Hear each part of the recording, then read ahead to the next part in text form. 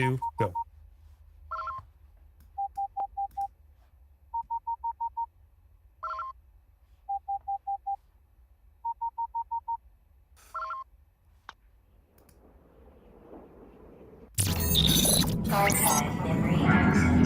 If an item does not appear in our records, it does not exist.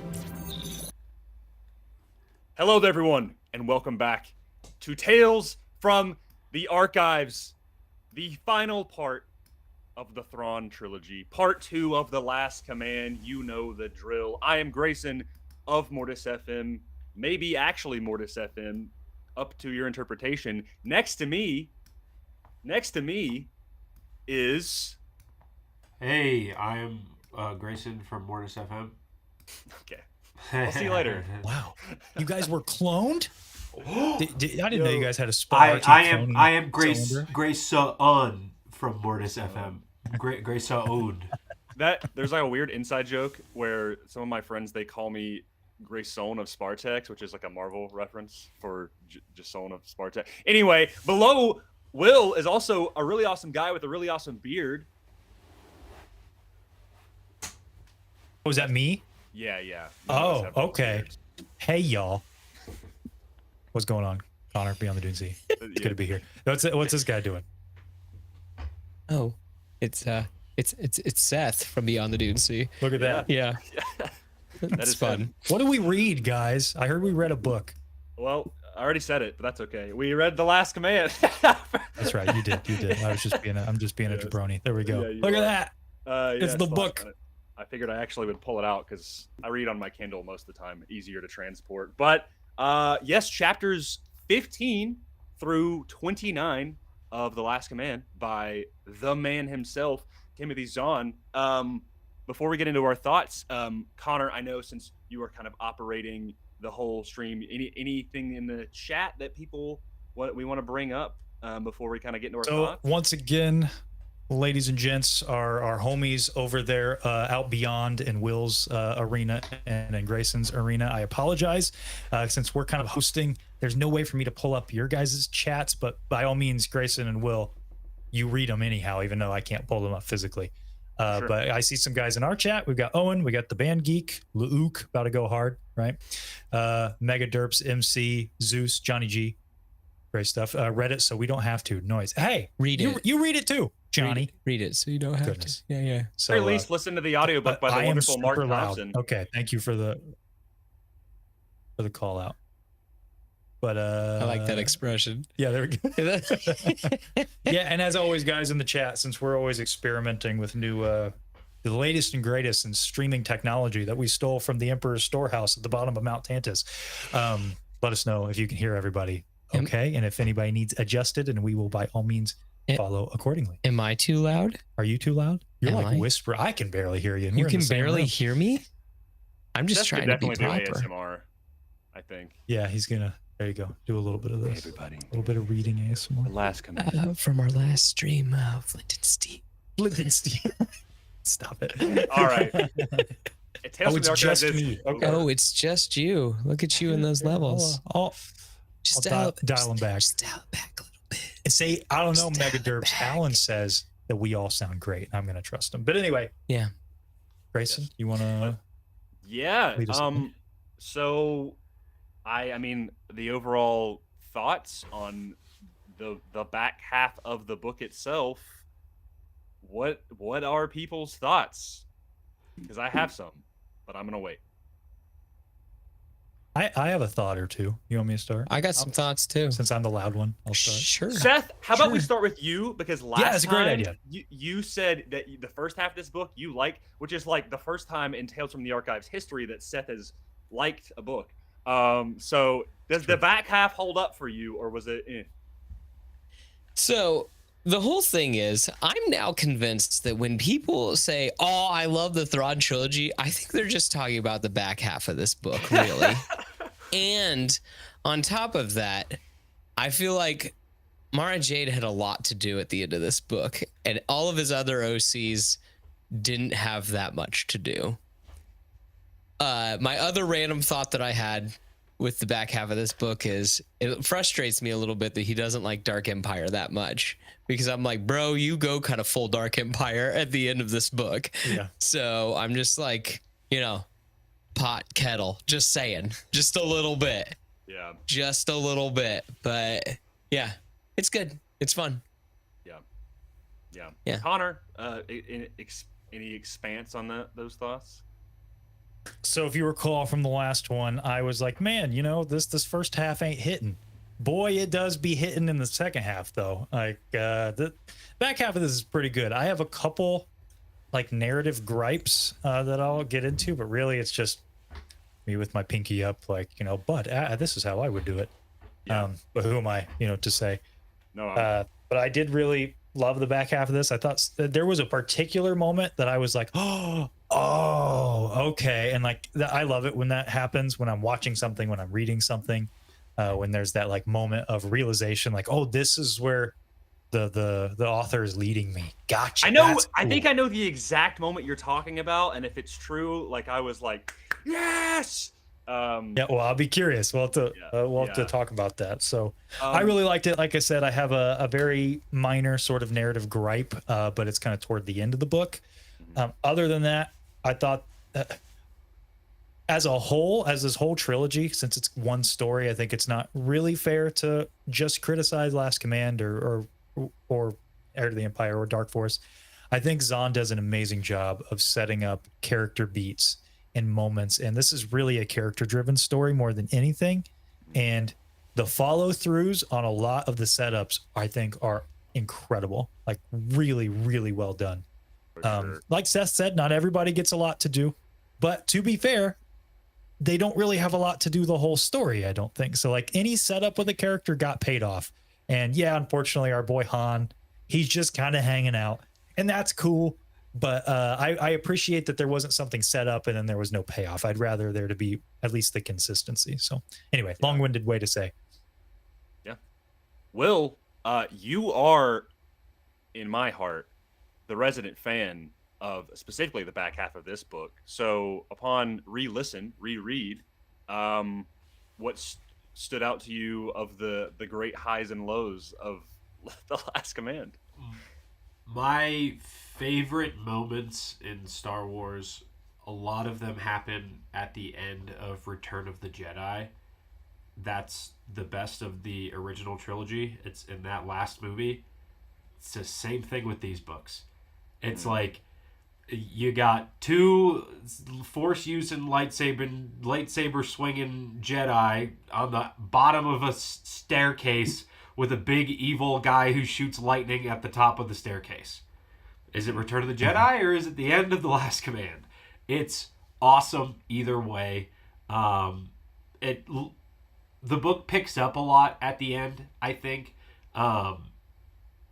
Much of to my own chagrin with the first two books, maybe not so much Heir, but a lot of Dark Force Rising, is just pacing. And even the beginning of this book, pacing wise, it's a little slow. Like there's a lot of great stuff at the beginning of this book, but there's still some stuff in the middle. Admittedly, the Leia stuff, as much as it is fun, like the slicing and the coding and all that stuff, sometimes it just gets a little draggy when it comes to the entire narrative of the book, especially when you know where all the other characters are. You're like, go back to the other stuff. But in its entirety, and we'll talk about it later on when the scenes actually pop up, but the end of this book is a fantastic way to wrap up the entirety of the trilogy. And looking at the book separately, this is my favorite of the three, and it's no question why. It's because it is the most like Return of the Jedi. But looking at the entirety of the trilogy like one big story from top to bottom, it's so sound and it's so weirdly strange but still charming, and it's still got all the weird characters and everything that a normal Star Wars story should have, with the mysticism and also space battles. I mean, you get everything that you want from a Star Wars story in these three books in its entirety. Mm-hmm. Yeah, I'd agree with that. Yeah, no, I to be honest, yeah, I echo a lot of y'all's thoughts. I honestly do think though, based on the way people are speaking, I don't know if it was because I kind of had to cram like the last 10 chapters like within the past 48 hours. The back half of the back half is the best part of this book.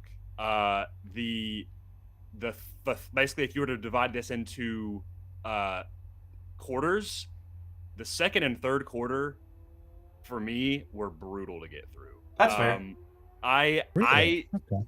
I'm like anytime it would get to, again, like what you said, Will, when knowing that like Luke and Han and Mara and all of them are like on Wayland, and they're like just like every like piece with like Luke and Mara is just gold. Like it's just 10 out of 10 for me.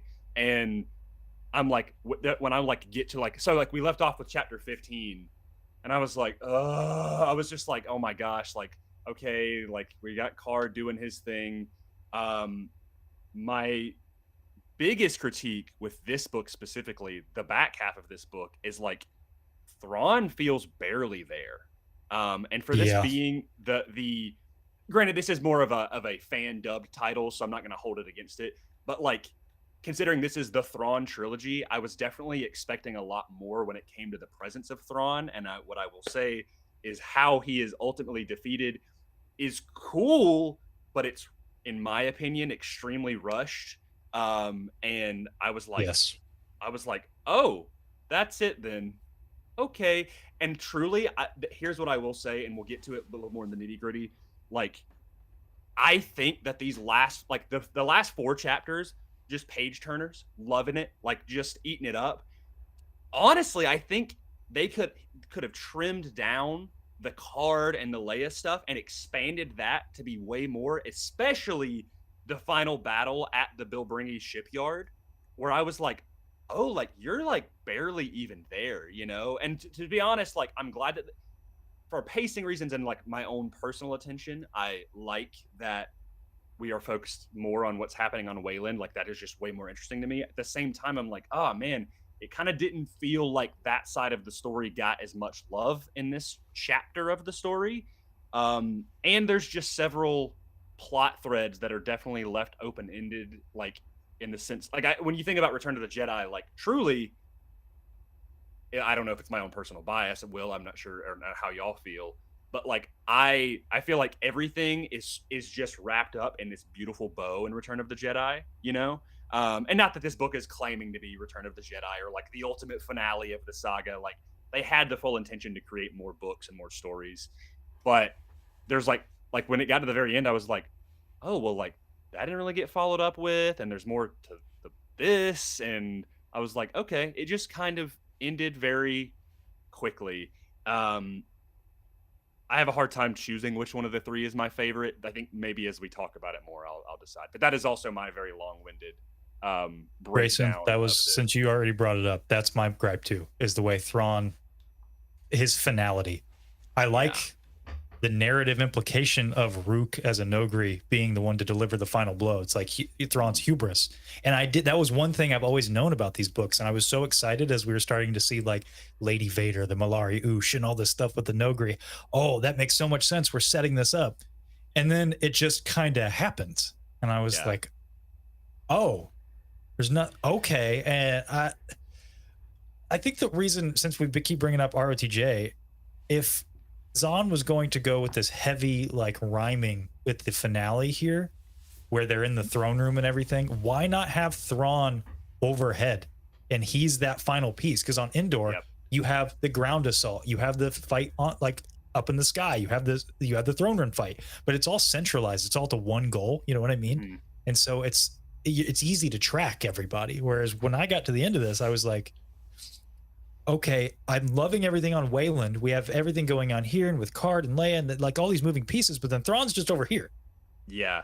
And that battle kind of doesn't even really matter in the grand scheme of things. No, like, it doesn't. It makes no difference. And there's even a joke, which I know we're really jumping ahead here, but like there's not a joke, but Card even makes a comment about how his whole like mission in this book was pointless. He's like, Well, man, that's a bummer. Everything I tried to do like didn't pan Yeah, out. I highlighted that, and I kind of laughed to myself when that happened. I was like, dang, man, that's kind of rough. You know? Just it's one of those things. Grayson, I know you might take umbrage with this, but the way that this feels like, it feels like the finale of Rebels to me, because I like on paper a lot of the individual things that Rebels does. Like when I go watch clips on YouTube, I'm like, this is rad. I love that. Right. This is cool. I like the stuff with Ezra meeting Palpatine, and I love the stuff with the World Between Worlds. But as a package, I feel like it doesn't flow into itself very well, at least in my opinion. And that's the way that this finale felt, is like, if I just pulled out a few pages toward the end and just like, this rocks, you know? Well, it also doesn't help too that, like in the last chapter, like Luke's like, oh, there's going to be more fighting. There's more people to deal with and stuff like that. And it's like, well, wait a minute. I know that he has to probably set up for other properties to do things and stuff like that. But it's like, then why did you kill Thrawn? Like, why didn't you just do another story or have Thrawn live on to do another trilogy or something? It just seems so, like, Thrawn dying seems so tacked on. It does. It just feels like, because like Jaruus really becomes like the villain. Yeah. For Really, the third act, if you will. I think the big difference when it comes to like this ending, we're gonna keep saying like how much it's like Return of the Jedi, but sorry, whoa, this is bothering me. I gotta fix my eye lines. You keep going. Whoa. I didn't know. I was like, I looked down and I was like, oh, see, now when I look over, I'm looking. I was hoping I would do it without anybody noticing, but I realize now that was foolish. Sorry, continue. No, what I was going to say, better than you talking while you're doing it. I think the big separation is, at least from what I can deduce and what I can guess from Zahn writing the end of this book, like we all said, he knew there was going to be more properties afterwards. It's kind of like if George Lucas wrote Return of the Jedi thinking in 2 years, there's going to be more Star Wars. Mm-hmm. But that was never the case. And he always knew there was more Star Wars, but it needed time to breathe and then get to where we were in The Phantom Menace. And obviously merchandise and all that stuff, and it became larger than itself, and it expanded to where we are now in the 90s of like people are clamoring, they're shaking in their boots like, hey, we need more Star Wars. So Zahn comes along and gives us this, but the end of the books doesn't end with the finality of Return of the Jedi where it's like this big happy ending. It's like, oh, okay, we get the same wrap up, but then it's like everybody's still accessible enough to continue their own stories in other books outside of the two main people. And honestly, I've been waiting for this book to say this, and we can talk about it later on the end, but it's funny to me that this is called the Thrawn trilogy, considering that if you were to compare like percentages of like the big bad, Thrawn is kind of just a guy in these books, and like he's great, and he's an awesome character, but come the end where that's it. There's argument for this to be called the Sabaoth trilogy. Yeah, I think Thrawn really, or Mara Jade trilogy, or the Mara Jade trilogy. It's why I call it Thrawn the is the Heir vehicle trilogy. to get Sabaoth. Yeah. No, it's why I call it the Heir trilogy, because it's that debate of who is the heir to the Empire. Is it Thrawn? Is it Sabaoth?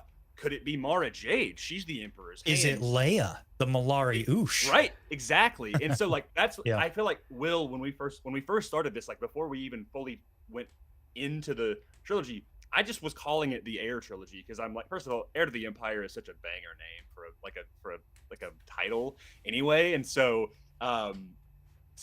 yeah, well, hey, we were talking a lot about it. We might as well get into the chapter summaries. Some of these I don't expect us to be talking very heavily about, so we will pick up with chapter 15. Let me scroll through my handy dandy chapter summary notes. I'm not gonna lie. I'm going to also preface by saying, because I did struggle with like these like 15 to like 23, I really struggled with. There was part of me that I was like, I might just flip out the comic and just finish it this way. I'm not gonna lie, like, and then just finish it later on. But I was like, no, I'm not a fraud. Got mine ready. Hey, heck yeah, dude! I showed Will, but I got this big old omnibus right there. You can see it. It's got all of the Thrawn trilogy, all of Dark Empire, and like a bunch of Boba Fett stuff with like Cam Kennedy and everything, and it's pretty sick. Anyway, chapter 15. We resume with Talon Card. They set up a new base in an old fortress, and the leads for the clone transfers dry up. Gillespie expresses that the smugglers, they got to get paid. They can't be doing this without some money. Card makes a plan involving Gint, who's on Coruscant, to get basically paid in advance while they're actively looking for the clones. You know, like, oh, they're going to get the information eventually. He sends out an invitation for another meeting within the fortress in 4 days to present this plan to the kind of smuggler coalition, if you will. And they wait. We hop over to Thrawn, who captures the smuggler Mazik. If you remember, Mazik was the one who did that kind of run on that destroyer, or that partially built Star Destroyer over Bilbringi. And Thrawn's like, hey, you're free to go. It's actually not your fault. The Imperials that attacked y'all, it was not by me. They were actually paid off. Not really sure who. Wink, wink. It might be Talon Card, but it's not. But I want you to think that. Thrawn, right after, speaks to Niles Ferrier, and pretty sharply is like, listen, don't muck this up. You're going to use your Wraith to sneak in this data, like that we had this agreement, into his office. Mazik's already going to be curious.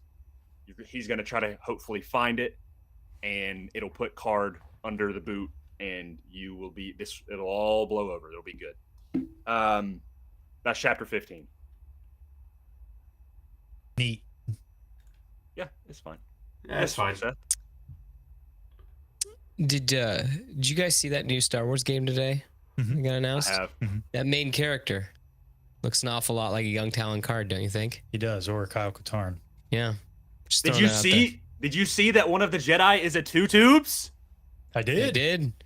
Maybe Two Tubes is hiding something. Not gonna lie, I'm more excited about the clone. That's just so fun to me. It Like a is- clone is oh. part of like a little renegade squad. What if it's a guy I- who's dressed like a clone? Cool either way.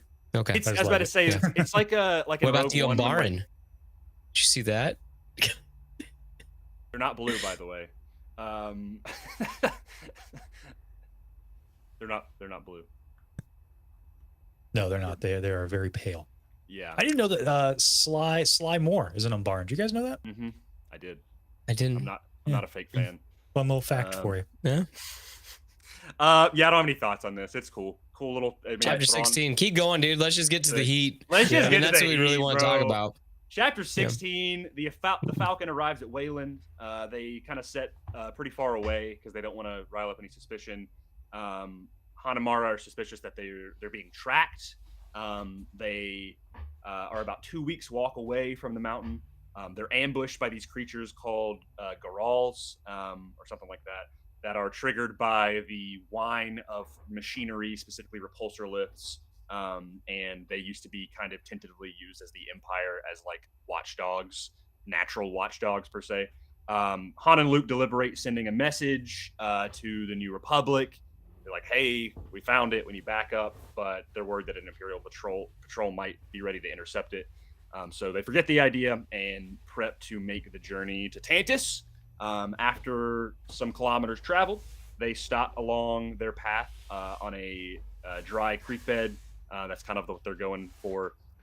Mara and Luke talk, and Mara kind of finally asks the question, like, how did the Emperor die? Because she keeps seeing this vision of the way it happens, of Vader and Luke clashing, turning away, and killing the Emperor. And Luke tells what really happened, that he was about to be killed, and that Vader was the one who threw Palpatine down the shaft. Mara, she kind of lashes out very briefly, but then very quickly subsides on the idea. Great chapter. Loved this chapter. This was the stuff that I'm invested in. Yeah. I mean, Mara and Luke, heat. Yeah, just truly like there's a book called by Timothy Zahn that it's the very final book in the what they call the New Republic era, because after that it's like the Legacy of the Force era. It's called Survivor's Quest, and it's just a Luke and Mara book, and I'm like, I want to read that because that sounds fun. That I just want them together. But What were you gonna say, Yeah. Seth? I mean, this is really like where I think the book kind of shifts to that Mara's the main character. Like it's where it's starting to really shift. That it, like, and we've said it before. This is like her journey or whatever, and that's kind of like been this whole story. And I really think that this is kind of like where she's taken the Luke seat, if you will, because everything kind of hinges on her, basically. Mhm. You know, the Emperor's last command. Yeah. Anyway, continue. That was so cool, by the way. Oh, later. give me Yeah. a break. We'll get to it. We'll get to I the later kind of chapter. loved that. Yeah. Will, thoughts on this chapter? I'm sure you probably liked the stuff with Mara and Luke, like when they're talking about what happens to Jedi. Yeah, I think knowing that or having the perspective that Mara Jade is the focus of specifically like way more the focus in this book. This is probably the only time where I can give any semblance to understanding when people are think that the best way to have made Luke Skywalker was for The Last Jedi, and this is what I mean by this. Luke in this book is awesome, He's so good. but he's kind of like Palpatine, where Palpatine is just the ultimate evil, and you know that he's always going to do the bad thing. In these books, and it's great, I love when Luke Skywalker, you know that he's going to do the right thing. In these books, there's not a lot of Keep losing the feeds here. growth with him. Everything okay? Here, hold on, Sorry, gents. guys. We lost you for a moment. I didn't do Okay. it. Technical difficulty, fellas. So I think you guys are good now. Will is in Yeah, the I think top. we're good, right? Okay. Yes, we're back. We good? I think so. Do we need to put up Yeah, just had a the little blip there. hang in there, baby cat? Don't worry, baby. Hold together. Yeah, there we go. My bad. Okay, you guys should be good now. Will, Okay. continue. Or Okay. Start over, maybe. Okay. I heard Luke was the ultimate good. That's Luke what is Yeah, the yeah, ul- yeah, yeah. Luke is So- the ultimate good. Basically, the whole thing that I was saying, the Emperor is always the ultimate evil, and you already know that he's going to do the bad thing no matter what. There's not a lot of character growth for the Emperor for the entirety of the saga, even, and every time he comes up, there's no growth. He's always the bad guy. Here, I think in these books, I don't want to say that Luke Skywalker doesn't have a lot of growth, but he's the backboard for Mara to be the opposite of the Emperor, where you know he's always going to do the good thing. And I think that's his role in these books for Mara, is she's lived under the shadow of the Emperor for the longest time. Regardless of that, now she's going to live in the shadow of Luke and his goodness rather than the evil. So that flip is there, and Luke is more, as much as he is great, he's more of a device in these books, and it's Mara who has the change rather than Luke. I was gonna say, yeah, that's a great point, because I don't think he has a crazy amount of growth. I do think he has some very good quarrels that he deals with, if that makes sense. Where like I love the much like I'm a big Superman fan, and I really enjoy with Superman when they put him in like kind of testy situations where it's like it's him having to it's not him beating up a giant monster, it's him having to rationalize with a moral conundrum. Yep. And we'll get to it a little bit later, but I will say, I think honestly, when you say that, like, he's, at least in this book specifically, he's like kind of the Ben Kenobi for Mara. Like, he's the supporting backbone of like, hey, I'm gonna help her get through this sort of thing, which in and of itself, like, I think is cool character growth for him, because it's one of his big dilemmas is like, how am I gonna teach somebody? And like, Mara's the living example of like, not in the way he expected, because he was worried about having to teach Leia and therefore her children, and through the challenges actually has to kind of teach Mara. Yes, Seth? Well, I mean, Luke was taught not to be like, a warrior. I mean, I think it's very fitting, like his choices in this book, and even with, to name the movie that shall not be named, even in Last Jedi, like the way he chooses to fight in that movie. I think it's all very kind of Luke Skywalker, and I feel like the ending of this book and go like the back half of this book does feel very Luke Skywalker-y with how he's portrayed. Yeah. I would personally. Oh, go ahead, Grayson. Sorry. No, I'm going to actually save my thought until we get to the moment. Okay. So I would personally disagree just a little bit with all this, because saying that Luke, I think Luke, while he is the ultimate good here, the way I see his arc in this whole trilogy is that he's really learning, like, okay, in the original trilogy, he's becoming the Jedi, farm boy to Jedi. All right, that's his path. Here it's, what does that mean now? Like, that's what he has to figure out. Like, what does now I'm a Jedi, I'm the last of the Jedi. What does that mean? And so you have two really awesome foils that he has to go against. And maybe pop culture has done a disservice to this trilogy by calling it the Thrawn trilogy all of these years, because really it's Sabayoth and Mara who are his two mirrors, right? Yep. It's like, and so he has to learn to, from Sabayoth, is this what I need? Do I need to be like this in order to be a Jedi? And then he is able to really go through that arc by the second book, propping him up then to help guide Mara through her final part of the journey. And I really, really like that. And there are moments, I think, in the conclusion where I was really questioning, because I didn't know how it was going to end, how Luke was going to respond to some of like what Sabayoth was doing, and what specifically when he was swearing his fealty to him, right? Like, I will do what you need. Or is he actually going to kill Sabayoth? What's so there were moments where I was still wondering where Luke was going to go. And I think the final beat of his character arc is definitely on the last page, which we'll get to it. So I really love that Luke got something to do this whole trilogy. I think that's really cool. It's honestly kind of like a relay race, because I think he gets the most growth, like from like Air and then into Dark Force Rising, and then it's kind of like the passing of the torch of like, now I'm going to help Mara. Yeah.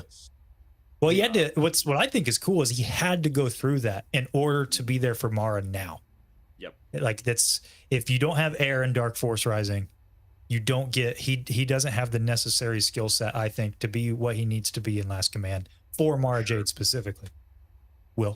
I know I said it last time, but I cannot not think of Luke this entire book. What I am thinking of is Luke in Book of Boba Fett. The entirety of the book. It's as much as he has the inner turmoil of like, can I be a teacher just like Book of Boba Fett? He's also continuing to do it the only way he knows how, and that's the way he was taught by Yoda and Ben. And for him to start this entire trilogy with Ben leaving, it is very cool that he had to literally step into that role because Ben is gone. Because if Ben was still around, he'd be able to convene with Ben and say, and have Ben, or even, oh, Mara, you can stick around because I know how to convene with somebody who is my teacher, and you can learn from him. And I can be the conduit between there, but now he's just got to do it all himself. So as much as I don't necessarily, like, canonically, like 100% agree with the whole Ben Kenobi of just like, no, I'm tired, I gotta get out of here. Like, as much as I really don't agree with that, and I think that there's always ability to like come back once you are one with the Force, depending on what the Force wants to do in that moment. For him to be completely removed for the entirety of this is very cool. I am also extremely happy that Sabayoth was not Ben Kenobi a clone of Ben Kenobi for the entirety of this. It is so much better that he is not. If he was, I think it would have made a weird problem for Luke, because he's now constantly looking at Ben Kenobi. And I know it's a clone, but it's like that Force, the Starkiller thing of like, even though you're not him, you can still live his legacy. If you're a complete copy of him, you can live his legacy. When in Force Unleashed 2, when he doesn't want to join the rebellion, he's just like, nah, I just gotta help out and look for my lady. But for Luke to not have Ben Kenobi there, and for him to not be constantly looking at Ben Kenobi, but for him to just be looking at this older Jedi who ends up, rather than being a Ben Kenobi, and him giving him the benefit of the doubt of like, down to the last minute, he's like, hey, I can help you. He's like, I know you have a sickness that I can help. Down to the last minute. And it's not even him who really finishes the job. So yeah, all the way down to the end where he's trying to do the best for himself, I'm very happy that it's not Ben or a clone of Ben, that it's a completely different character. Obi-2. Obi-2. Yeah. You think they would have done if they actually did make it an Obi-Wan clone, they would have called him Obi-2? Do you think they would have done that? I hope not. And then the next one is 031 Kenobi. 03 more Kenobi. Yeah. Obi-2 tubes. Well, I mean, we're already like talking a lot about it. We're gonna go ahead and push forward. By the way, real quick, hi Phidias, Matthew. I was about to say, Quinlan, anybody in the Steven, chat? I see all y'all. You need to bring up. Hello, chat. In the chat. Just saying hi. Just saying hi to the homies. Yes. Hello, everybody. Hello Thanks for being there. here. Appreciate you all.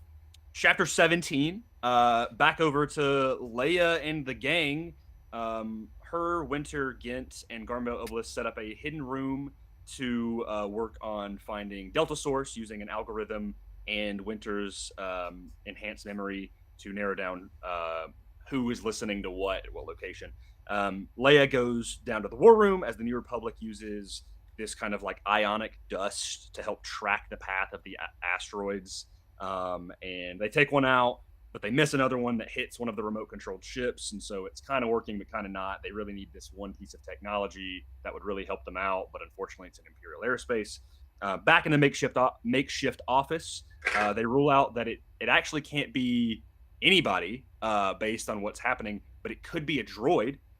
So they analyze the Grand Corridor. They kind of do a sweep as one of the assemblages things happens.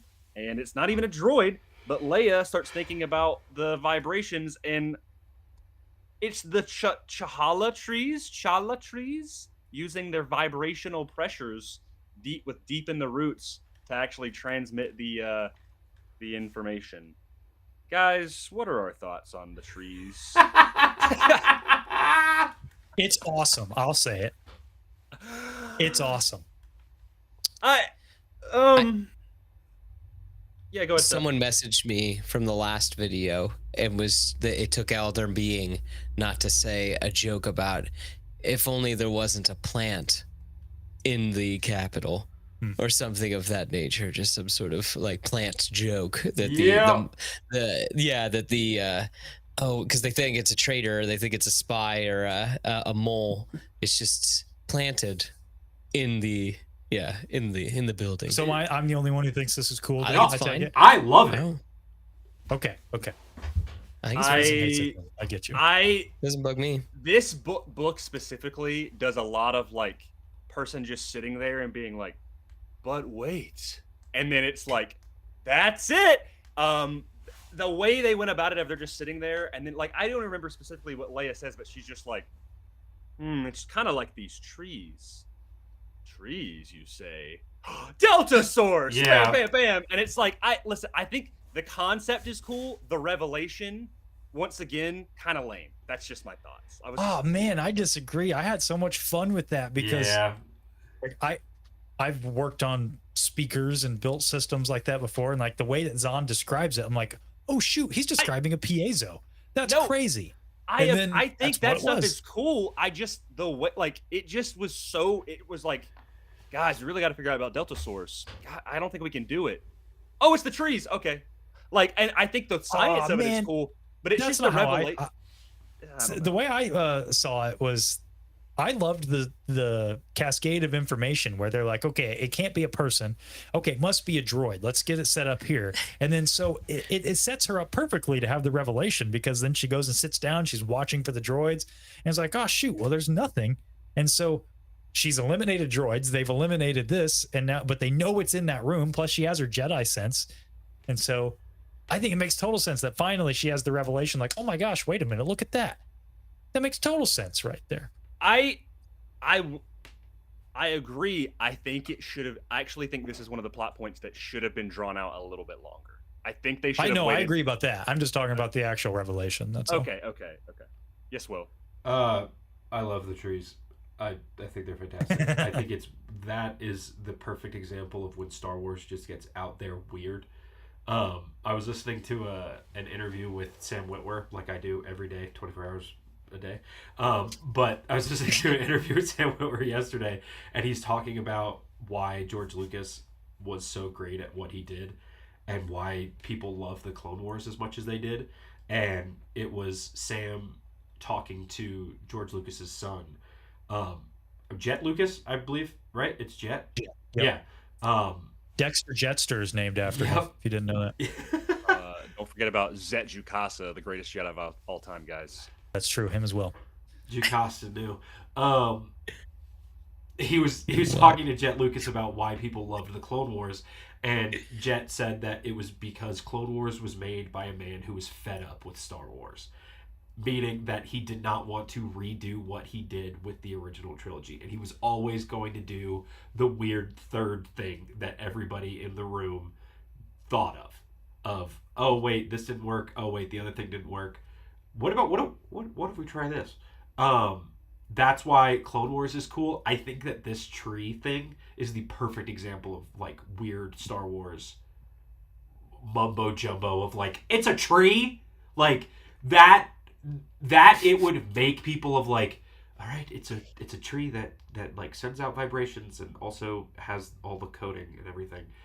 That's weird enough that I think it fits the mysticism and like the charm of weird Star Wars, which is why I love it. Yeah. And to add on to that, I think that it's something that almost makes sense, like in real life. Too. Yeah. Like it reminds me of that thing in Skeleton Crew when they make when Wim drops makes the cast of metal to like fix the KB. That could work 100%. You know, and like this makes just enough sense that it could work, and I love that. Like that's so cool. Like before they even said like this tree is a microphone, I was like, oh my gosh, they just described a microphone. That's so cool. Yeah, like an organic microphone. That's what a fun idea. And I'm happy you brought up Skeleton Crew, because the one thing that I thought of the entirety of Skeleton Crew was this tree of like that droid at the end who's in charge of everything. It's like, you know, it's very similar. And obviously for Skeleton Crew thematically, it had to be the droid because Jod hated droids and he had to go up against this thing.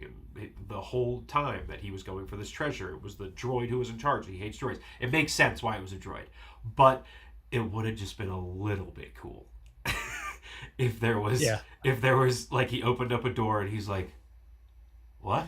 And I almost thought for a little bit they were going to do it because of how Ad-Atten had so much foliage the entire time. And I know it was like a little bit like a neighborhood. That's fun. But when they were going down the streets and they were like when you go outside of like a nice mall and they have like it's almost like an arboretum where they have all these trees and it's nicely irrigated and everything. I was like, they might do it. It might be a little bit close. And it wasn't, but that's fine. I love trees. And I hope they at some point have it in this. I think if they did it for a movie, people would flip, but it's still very cool. Oh yeah, I think the practicality, like I didn't have a problem with it of like a plot of like, oh, that's cool. Yeah. Like I did think it was gonna be a person. I just kind of like, it was just like they were going through all of this stuff, and then it just was like within like 3 pages at the end of a chapter, and I was kind of like, oh, okay, well, like I would have liked for it to be a moment where Leia comes back and she's like really trying to rack her brain, you know, and she like maybe reaches out with she's like looking at the trees and she's like, wait a minute, and then she's like reaching out with the Force. Yeah. Kind of that. I think that would have been really cool, and then it breaks down. I would have been like, oh man, that's so sick. It gives a little bit more also of like Leia's training. But yeah, I mean, like I'm not like, this is stupid. I just was like, okay. I'm like, well, that wraps that up, I guess. Yeah. So No, it's fun. I think when it popped up in the other chapters when Leia was starting to find out about when what's his name did the the slicing, and he like got the information. He's like, yeah, I was gonna give it to blah blah blah, but I figured he was too busy. And Leia's like, does anybody else still have this? The thing that I thought of, the way she said it in my head, was when Dumbledore gets mad at Harry for putting his, did you put your name on the Goblet of Fire? Like, that's like pushing him up against the wall of like, does anybody else have this? That was immediately what I thought of. And I wish Leia had some cooler stuff to do, like maybe get trained a little bit more in the arts of being a Jedi, but it's fine. I'm happy that she was as prominent as she was. The stuff where I think Leia's, now knowing the entirety of the book, or now that we've talked about the entirety of the book, I think Leia's best moments are when the Citadel is getting ambushed. That's the entirety of this trilogy, is when Leia's at her best. There's one moment, oh wait, which Citadel's being ambushed? The Imperial Palace or Mount Tantus? When when Mara's like, Leia, you need to retreat. Yeah, that I think is the coolest. Like Leia just being so force sensitive and being a general, and it's awesome. Yeah. I agree. But to follow one last thing here before we move on, to follow up on what you're saying, Grayson, about how like the revelation about Delta Force happens and then kind of stops. Mm-hmm. That would have been another way to, I think, tie everything in to, because you had a lot of these great threads. You had Delta Force, what's going on with Thrawn and this, I forget what the planet's called, but he's like, no, they're going to go here, not here. And Peleon's like, I think you're wrong. They're going to go here. It would have been great if Delta Force being just found out, and uprooted, pun intended. If that would have then tied into Thrawn's plan, and maybe he's like, oh shoot, okay, maybe now we need to go back to Wayland and regroup or something, and then he's there for the final assault. Because you're right, it kind of just ends, and Thrawn has like a throwaway line in the next scene with him, where he's like, "Oh yeah, Delta Force isn't a thing anymore. Moving on." Yeah, and I'm like, "Oh, that's it." There's like no, they don't get a win from that, There's no moment where, because they destroyed Delta Force, now the rebels get the upper hand or anything. Thrawn's just like, pshaw, move on. I mean, he does lose. He does. Is that what kind of his thing though? It's more. He kind of loses. Force. I was calling it Delta Force, wasn't I? He kind of we'll get to it, but he kind of loses just like Deus Ex Machina. Like, it's not like of any like, because of the smugglers too, right? Like, because of them. Mm-hmm. Yeah, and also I feel like we're jumping the gun, but like my biggest problem is I'm like, okay, how did Rook find out about all of this? Like, he just like he's like the Nogri stuff is awesome. I was like, it was just kind of like, oh yeah, he knows.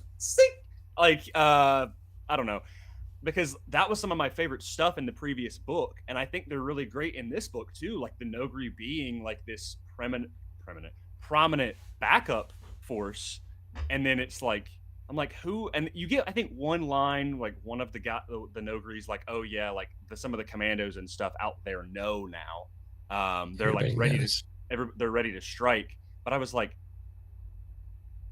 I would have liked a scene with Rook, Yeah, I would have loved something where Rook does something and Thrawn disrespects him to his face. Mm-hmm. Just showing his own hubris, because the idea is so great, that everything that's going on with the Nogri, but then I don't know, it just doesn't execute very well in my opinion. Like, if you handed me if I read the first 2 books and then you handed me a piece of paper that said Rook's gonna kill Thrawn because he disrespected his people, I'd be like, yo, that's a great ending for him. Mm-hmm.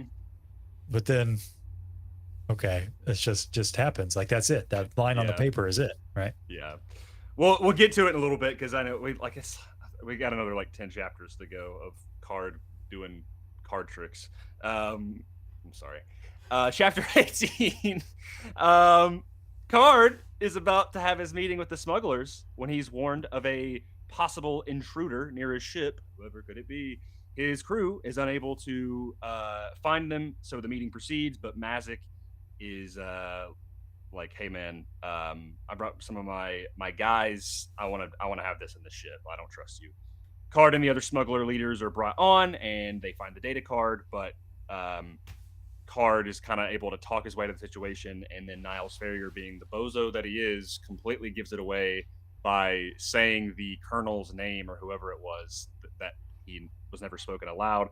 So everyone's like, oh, okay, it was you. And so he forces Card to fly the ship, the wild card, out of the little like whatever, and tries to get away in his own ship, but he fails. And the smuggler's faith in Card is bolstered once again, knowing that he did not set them up. It was Thrawn being sneaky. I actually did like this chapter. I will say, like with the card stuff in the back half, this is kind of where it peaks for me.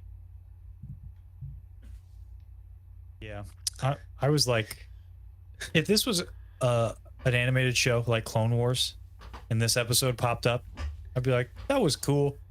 But then when I would get to the like, it doesn't really make a ton of difference in the overall story, I don't think, because by the time we get to the smugglers at the end, they have their faith shaken in Card once more. It would have been great if this moment was then brought back up at the end, where they're like, maybe one guy is like, man, maybe Card's abandoned us. And they're like, no, he wouldn't do that, because we know his character, and a callback to the scene. But there's none of that. Everybody's like, yeah, we're gonna have a talk with your boss.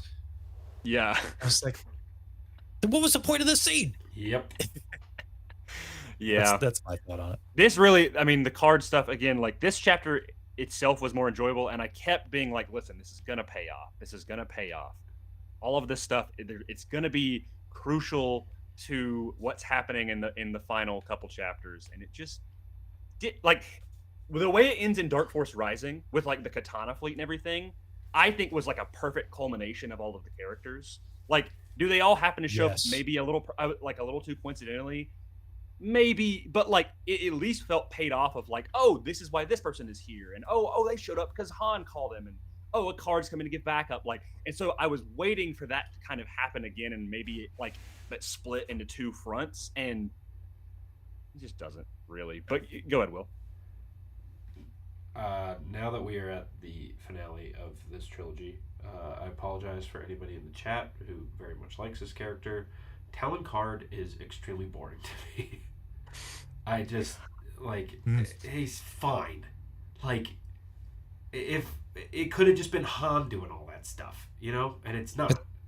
But that's the thing. He had to make a new character and that actually does some stuff while Han doesn't do anything. And, like, I'm a sucker for the new Emperor, who's, like, also kind of the new Ben, and the new Luke Skywalker, who's badass Emperor. Yep. Like, I'm a sucker for all the new, and I'm a sucker for Thrawn, the one guy who like doesn't have an equal throughout the entire saga. Love it. And then you get Talon Card, and I'm like, all right.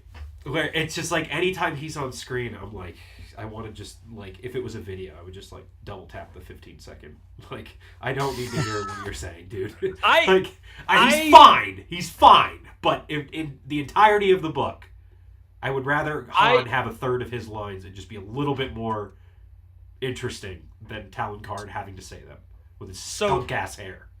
I remember when I first started Air, and I was speaking to Connor individually, and I was like, man, Talon Card is really cool. It just started Heir to the Empire.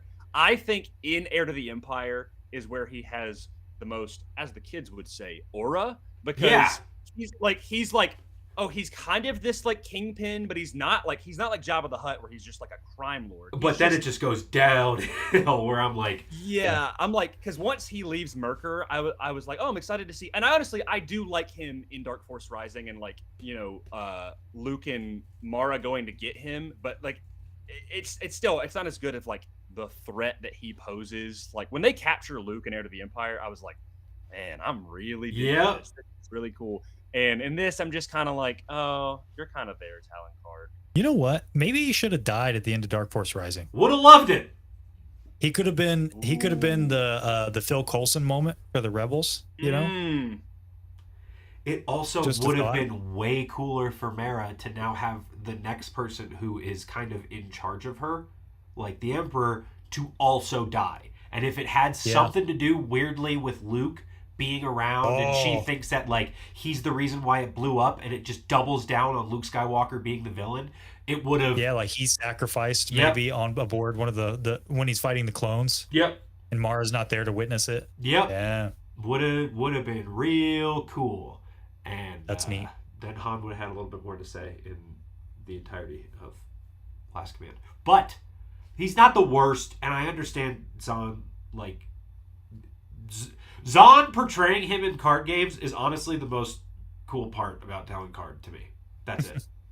He's a character with a lot of potential. Yeah. I do agree with you, Will. That is probably the biggest indictment against him, is that I'm fine with all these other characters being mirrors to their OT counterparts, but because Han doesn't have anything to do, it does make Card seem a little strange. Yep. And it's the archetype is stretched thin. Yep. You're When like, he could have just Card been Han. is what you remembered about Han in the original trilogy. And like where Luke, where Mara is what you remember about Luke in the original trilogy, Luke is what you remember about Ben and Yoda, and also you get to see Luke as Luke with that progression. Han is just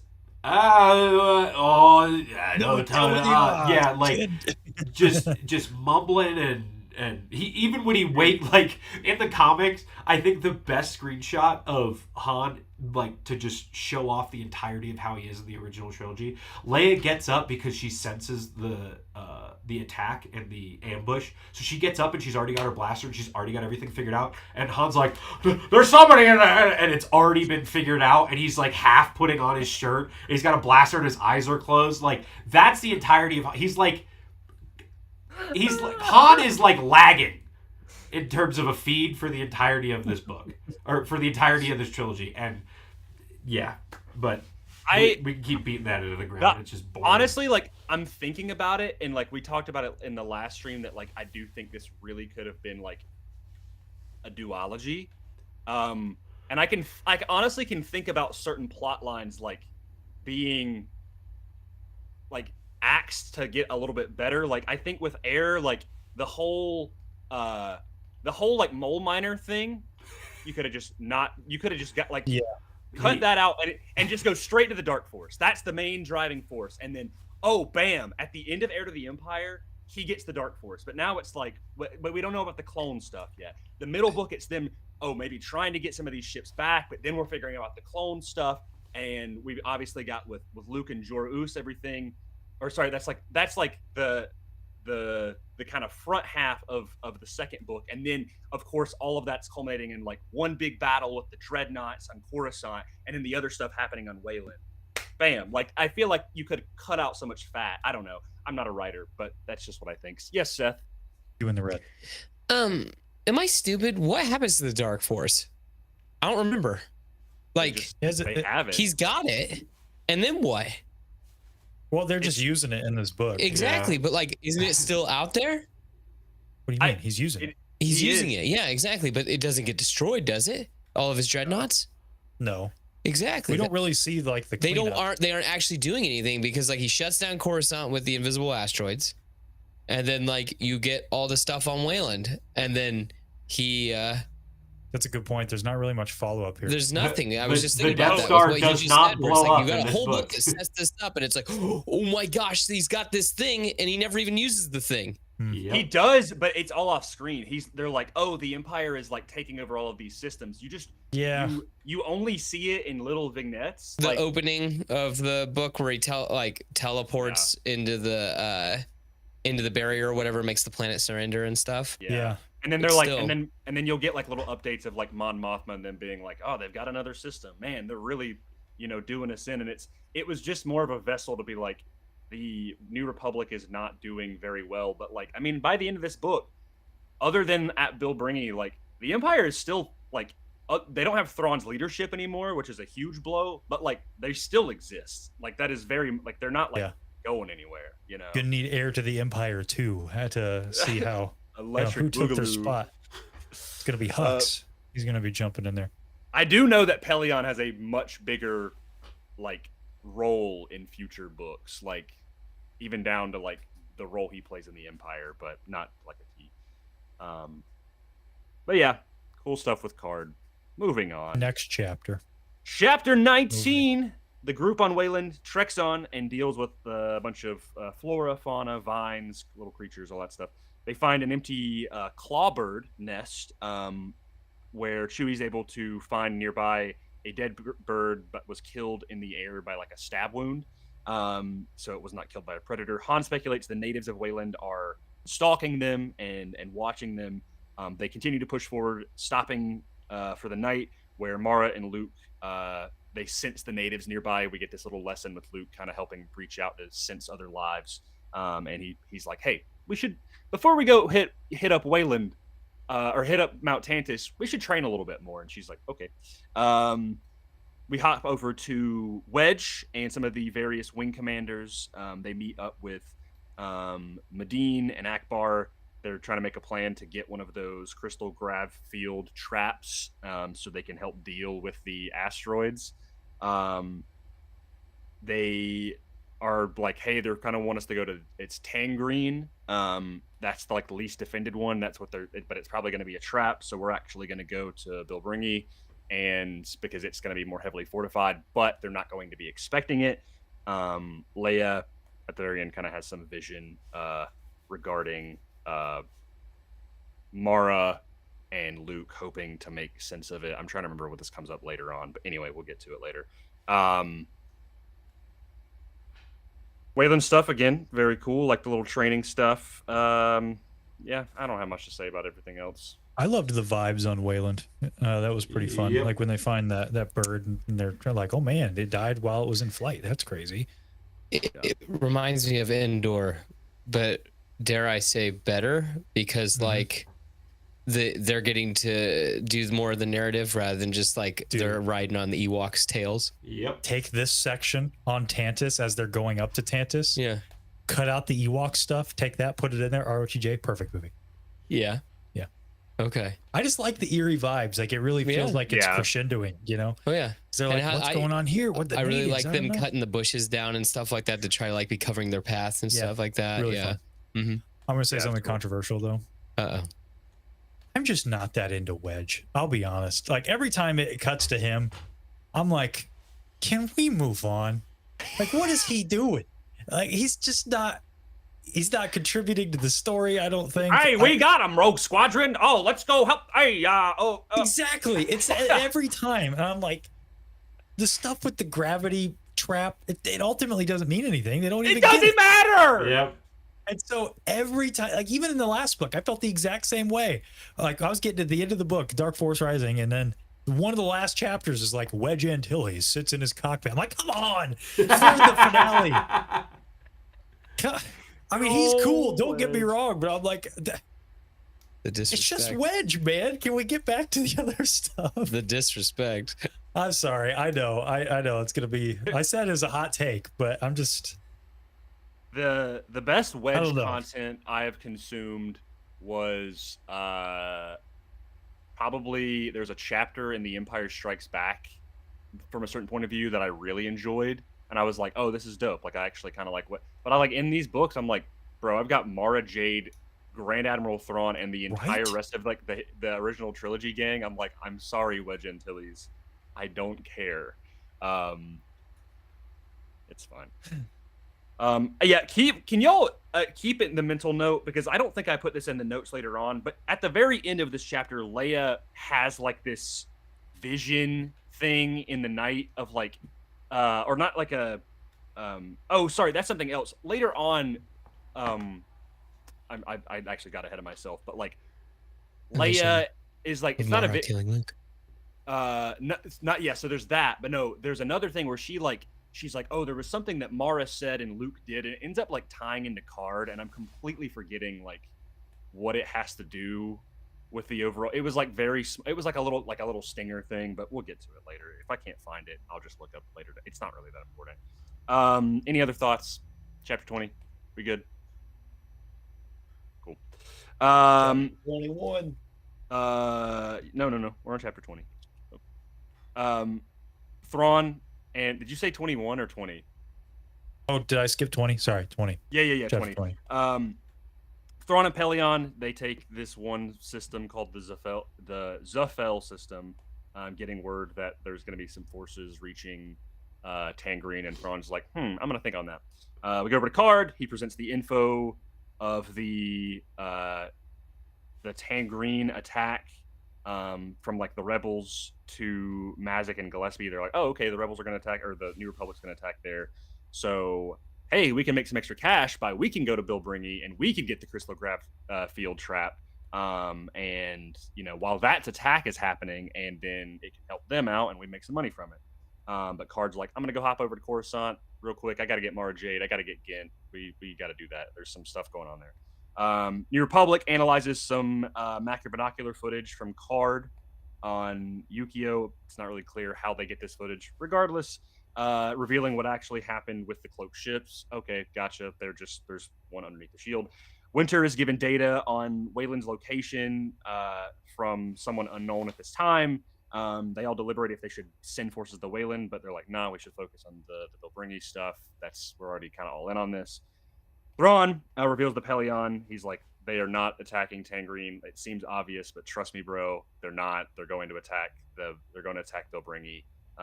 And Pelion's like, I do not believe you, but okay. They just have to make sure that the rebels believe that the Imperials don't know. Plot threads for things that don't matter. Yep. So Last cool Thrawn moment. Yeah, which one? I mean, just him belittling Pelion again. It's like, oh, please, Captain. Do Yeah. you really think that they're going to go there? I trust me. That yeah, he literally is yeah. like, trust me, bro. Trust me. Yep. And that's basically it. Thrawn source, trust me, bro. Yep. Yeah. Yeah, this is just a lot of Josh plot Manhattan. threads for, again, things that don't matter, but that's okay. Chapter 21. Oh, go ahead, Seth. That's right. We got to the part with the the smuggler group, and then the whole take out the wraith and everything. Yeah, that was a couple chapters ago. I didn't yeah. I didn't hear anything about that. I just think the wraith's stupid. I've just decided that. I think it's really dumb. Anyway, and I don't think it belongs in Star Wars. He's a phantom. Moving shadow, cool. Don't like it. Keep going. Let's go. I made my decision with this book that I was just like, that's stupid, and I just not into it. I'll take a tree that's a microphone, but I won't take a living shadow. That's stupid. That's where Seth draws the line. Yeah. That and owls. It's gonna be Cat owls The guy from specifically. Scooby-Doo Cyber Chase, guys, with big old fangs. Chapter 21.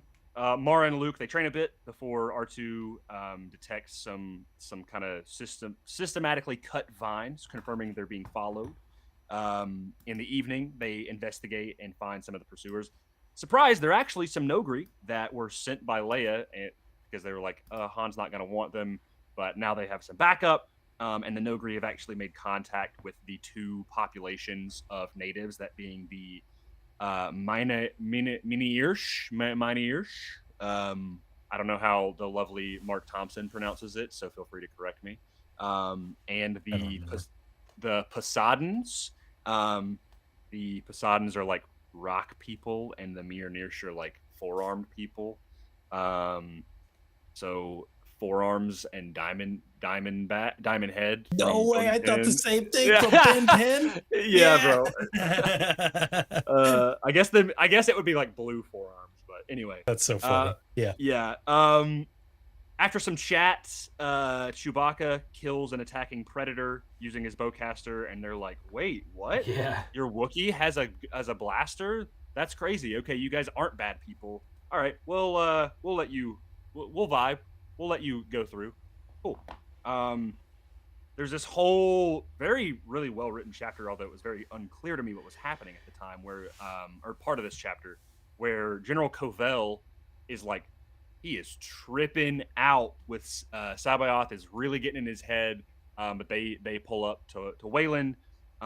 Mara, she stays awake through the night, speaking to one of the Nogri, and one of these Nogri reveals, Luke is Vader's son, and she's like, what? I did not know this.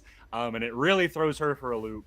And then Sabayoth reaches into her mind because she's awake and Luke is not.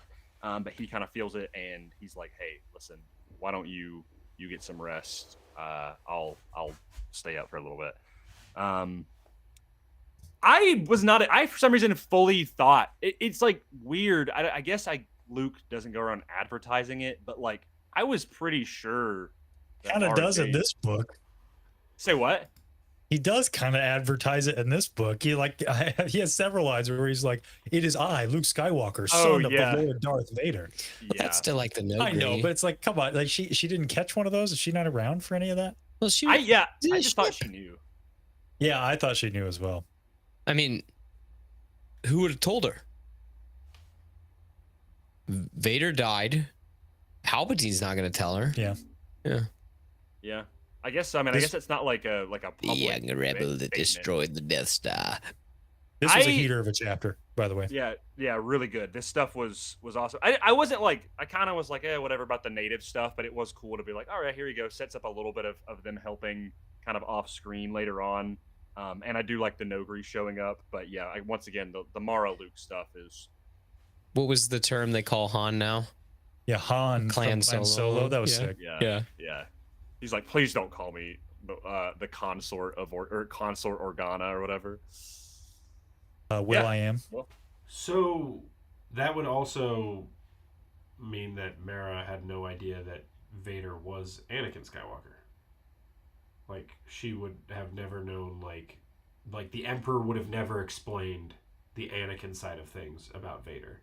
Which I guess would make No. sense because the Emperor wanted Anakin to be dead anyway, and for him to just be Vader. But, like, I've been on a Shadows of the Empire kick. I apologize, everybody. But, like, Caesar knows Vader is Anakin. Like, at one point, he's like, Anakin, that Skywalker, that's the name that Vader used to use. And then they go find Luke, which, like, it's weird because now there's the thing of, like, nobody was supposed to know, and Vader would kill them if they knew. But I just feel like it's kind of just, like, it's a hard thing to keep under wraps. You know what I mean? Mhm. I don't know. Seth, what's up?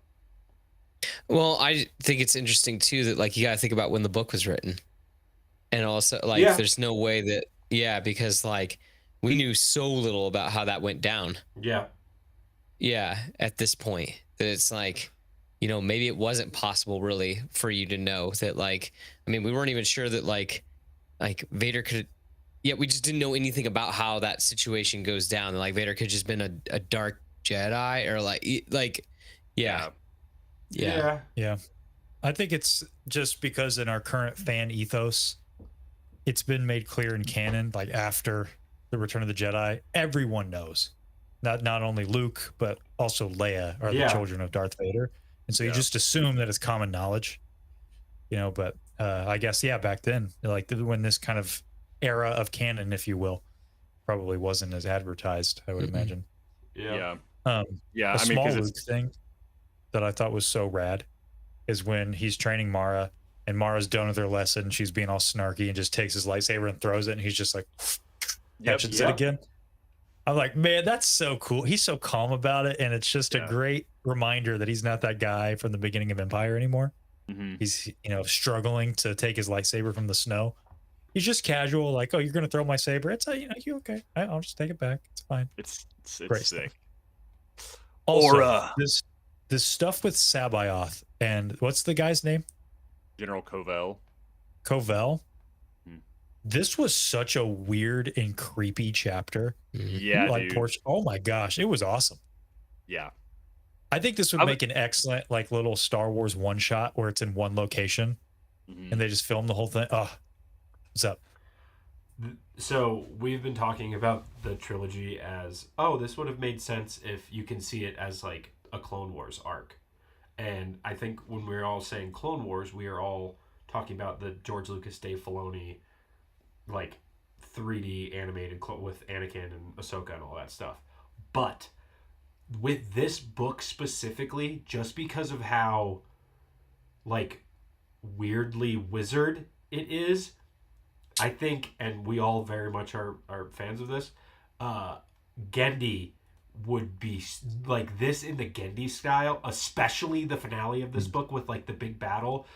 The rigidity of the 2D animation, I just think would be so cool because they weren't, and not in a bad way, but they just weren't under that, like the fluidity of the animation style at that point. Yeah. And it was also written differently, right? It was written by George and Filoni, and that's a very different point of view than just what George was doing with those writers for Gendy. and it was completely different. But like the rigidity of something like an Anakin versus Asajj in Gendy's, Dude, peak. like that's fantastic. Or even like the entire time, what I was thinking of towards the end of this is Asajj again, but Asajj and Dooku, like with the training when you will never be a Sith, like that, where he floats down with his cape like shimmering, and he's just all the way like that's so, it's a little bit dorky, but it's a heck of a lot cool. And I think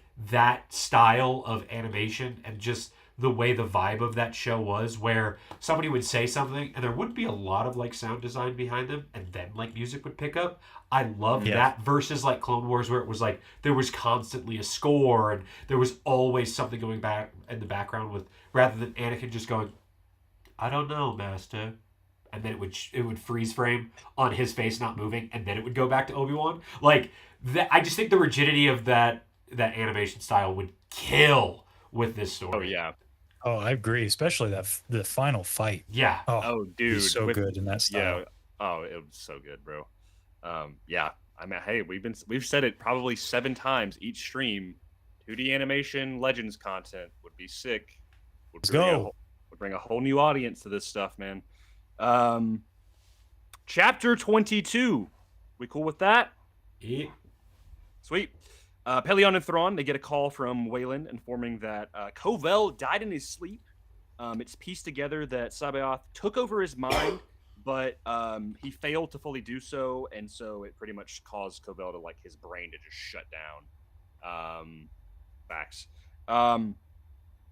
Thrawn orders, some troops were ordered under his influence to leave the mountain, unsure why, so he's like, hey, Sabaoth, he's a traitor to the Empire. Make sure he's arrested, and don't let those troopers back in, because they might be the same thing might have happened to them. Thrawn implies that they might actually make a superior clone of him that's like properly bred, and that isn't rushed before heading to Vilbringi. By the way, I remember the Leia thing, but we're gonna actually it's just here in just a second. Continuing, back to Wedge and some of his pilots that hang out at a bar, hoping to indicate further at Tangreen that it's the target, but they run into our boy Aves, one of Card's guys, who wants to know when their attack will start, and Wedge is like, I don't know, 48 hours. I don't know. And they're like, bye. And that's that.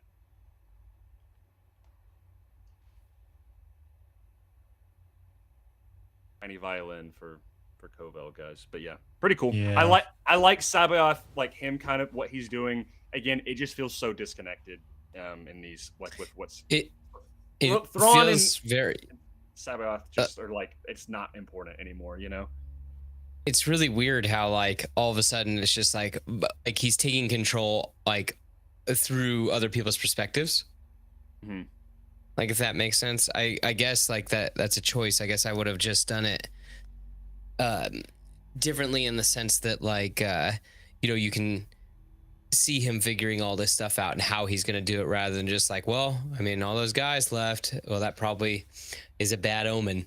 That guy died in his sleep. Probably also a bad omen. Yep. It was also a little unclear to me. So he's like brainwashing Covell on the way there, and then they later on establish, like, Luke is like, oh, the reason it got cut off, like we couldn't hear him anymore, like when they reached out to Luke and Mara in the middle of the night, was because he hit the proximity of the Ysalamiri in the mountain. But the colonel, I don't remember his name, who's telling what happened with Covell, is like, oh, like Sabaoth, like he was with him the whole time, and he was like muttering, like he was like kind of next to him making these like little mouth movements. And I was like, but that was while they were in Tantus. And I was like, I thought like when they were on Tantus, like basically the entirety of the mountain was like not. So I'm like, is he doesn't Luke see it as a black spot? He can't see anything in the mountain. Mm-hmm. So it might just be that Sabaoth is just like, crazy, and he's just like kind of talking to himself, which is not out of the ordinary, but the way it would like, it indicated that, to me at least, he was actively like telling Covell what to say, but maybe not. I mean, it's kind of unclear exactly how it all works anyway, so I'm not going to critique it too hard. But yeah. Yeah. Oh, go ahead. No, I was about to jump the gun. I'm not going to worry about it. I was just gonna say, this is one thing that's irritated me about Thrawn and this whole trilogy. I don't understand why he doesn't just kill Sabaoth. Like when he's had multiple opportunities. He probably needs him. Well, he says that the only reason he's keeping him is to clone him, but as we know from the end of the book, he could have just killed him, cut off his hand or something, and used that to clone him. It's true. Like I just don't understand why repeatedly he's shown that he is, insane. Like after it's been like, but hold on. After the Yukio planetary shield stuff, Sabaoth is never used in Thrawn's plan. Ever. Yeah, it's like, that's what I'm saying. It's like I don't get why after that moment, why he doesn't just order his troopers to go in there and kill him, and then you could still have a moment where Sabaoth gains control, and that would be cool. But I just hate how passive Thrawn is with this, where he's like, I think it would have been chill out way for a bit. better if instead of like there's that argument that they have in the first half where Thrawn is like, hey, we're done with you. I'm actually sending you to Wayland as a prisoner. And then something happens on the way to Wayland where Sabaoth is able to like break free or some pirates attack or something. And then Sabaoth's able to like actually take control of their minds and take control of Wayland. And Thrawn is like, whoa, that is not chill. And then it would have made it would have made Thrawn not look as like, hey, why do we still have him around? Because then it would have made sense to like send him there and be like, hey, we need him there. We're going to keep him as a prisoner in the case we ever need him again, or we can clone him without actually straight up killing him. But honestly, like, I think you're right. He probably. What about this then? I mean, I think you just solved a major problem that we've all had here. What if in that beginning with that argument, instead of sending him to Wayland, Thrawn's like, you know what? We're sending you to this Imperial prison that we have, and we'll get you later. And, we're tired of you. Get out of here. And then on the way, Sabaoth, manipulates and gets control. He goes to Wayland, and then at the finale, Pelion gets the thing, and there's like, hey, there's people attacking Tantus, but Sabaoth is there, and he's in control. And Thrawn's like, excuse me? And then Thrawn then goes to Wayland, and then the whole thing could culminate all together. And Rook still kills Thrawn. Yeah, and then you could still have, because the Nogri are on Wayland, you could send one of the Nogri up to be like, hey, yo, Rook, we're not chill with Thrawn anymore. He's like, I got you, homie. And then he goes and kills him. And you could have just got rid of the Gravfield trap thing entirely. Like, Thrawn being passive with Sabaoth makes no sense to me. So that would have, I think, solved a million problems. They've fought plenty of times. Yeah. Before this, it's like, well, why would he keep putting up with his bullcrap? Yeah, exactly. Yeah. Because Thrawn, we know, like, he's different than Vader, where he's not just gonna throw a temper tantrum and kill somebody. But like when someone is repeatedly causing him issues, or is at the stem root tree, Chala tree, a problem, like he's gonna take him out. Like, I mean, there was that one chapter in Air where he was like, you messed up, you're dead, Yeah, I mean, I think that the establishment that Thrawn is not Vader is very clear in the first book, but then it gets overplayed into here where it's like, you killed that one guy for messing up the thing with Luke, in that first book, and that was a great moment. Why are we just allowing Sabaoth to run rampant over here? Especially when you have the Ysalamari, like, just get close to him and shoot him. Like, he can't do about that. I don't know. It is strange. It does make Thrawn kind of look like a goober. I don't know. Goob. True. But that's okay. Any other thoughts about Wedge drinking, living it up? I'm just kidding. It is weird that so many people like, why is Thrawn so beloved? But no one ever talks about Jerus. I think he's because he's different. Yeah. Thrawn is as Will was saying earlier, like, Thrawn has no match. Yeah. Whereas Sabaoth is just the Emperor 2.0. Yeah, and but crazy and But he's cool. It's just, I think that's why he doesn't live in people's memories. Gotcha. OB2. It's really, like, real quick, since we talked about this, let me grab these. Hold on. I think it's so interesting that the fandom has latched onto that, because look at the cover of Air. Like, Thrawn's like a little guy down here. Look at Dark Force. He's on the back, isn't he? Or is he? Thrawn's a little guy. Thrawn's not even on this one, bro. He's not even on Last Command. Is he not on the back? Nope. It's a bunch of X-Wings. Nope. Wow. So those guys. it's like, I almost feel like in a way, maybe it's not fair to judge these books on that, because Yeah. these books are not advertised as the Thrawn books, you know? He's just, We've romanticized him. he's almost like Tarkin, right? Yeah. Yep. I was about to say, I think people really love the idea of Thrawn. As Balin says, I miss the idea of it. You know, it's like, and honestly, like, again, I don't think there was any reason to kill him off in this book. Like, I agree. I think you could have set it up of like, hey, the main threat is done, but Thrawn can come back later on, you know? Very much Rebels. Do you think that was a Lucasfilm publishing decision then at the very end? Like, it was an editor's note to be like, hey, you can't leave him hanging like that. He was too big of a villain. It has to be, right? What do y'all Be think? a question. I wonder if there's a way to ask Zahn that without being offensive. Yeah. You sure? Yeah, you raise your hand first. Okay. Well, I was just curious because you love the trope of the hero and the villain teaming up. What if during the final fight you get kind of a Shadows of the Empire moment where Thrawn shows up and he obliterates Tantus as all the good guys have to get out of there, and he's the one who like brings down Tantus and helps kill Sabaoth, and then it's like, hey, or helps defeat him, and then like he lives to fight another day, where it's like, you know, I helped you take care of this because it was my problem too. And then I thought you were going to say Thrawn gets there and it's like Thrawn and Luke side by side. Well, no, not together, but I mean, like, kind of like at the end of Shadows of the Empire, Vader shows up and destroys the Skyhook while the rebels are fighting the Skyhook. I apologize. I don't know. Have you read it, Will? Yep. Okay, good. I am going. You're like, I'm a huge Shadows of the Empire. No. Here I am talking about the ending. I love that book and those comics, and just it's fun. Yeah, it's good stuff. It's so much fun. I honestly, Seth, you did the idea. You said like Thrawn. I'm like, imagine if like Thrawn was like, hey, yo, Sabaoth is going crazy over here, and it gets to the point where like, what happens? He like gets in the prison or whatever, and then he's like, you know, Thrawn is smart enough to be like, I'll back you up in this. You know, we can put aside our differences for now. Maybe that'd be out of character, but that would have been pretty cool to have like that would Thrawn have been Luke awesome, team up, and that would have been a great Sabaoth. through line to Rook too. But yes, that's the whole thing. It kind of connects all the dots. But at the same time, like Thrawn being smart enough to see that it's like, no, this is the enemy of my enemy is my friend. That like, I being willing to do that seems still in character. That would have been really interesting. Mm-hmm. Yeah, Will, what you got? Come the end of this book, I think at least to the main characters, and when I say main characters, I mean like obviously Mara and Luke, but like comparing Thrawn's the caution that everybody has for Thrawn when it comes to like the Ahsoka series of like everybody is so terrified that Thrawn is coming back, right? At the end of this book, like, is there any point where Luke or anybody has a thought of like, oh yeah, but what about Thrawn? You know what I mean? Like, literally, like he dies, and then that's kind of, like nobody says anything about it.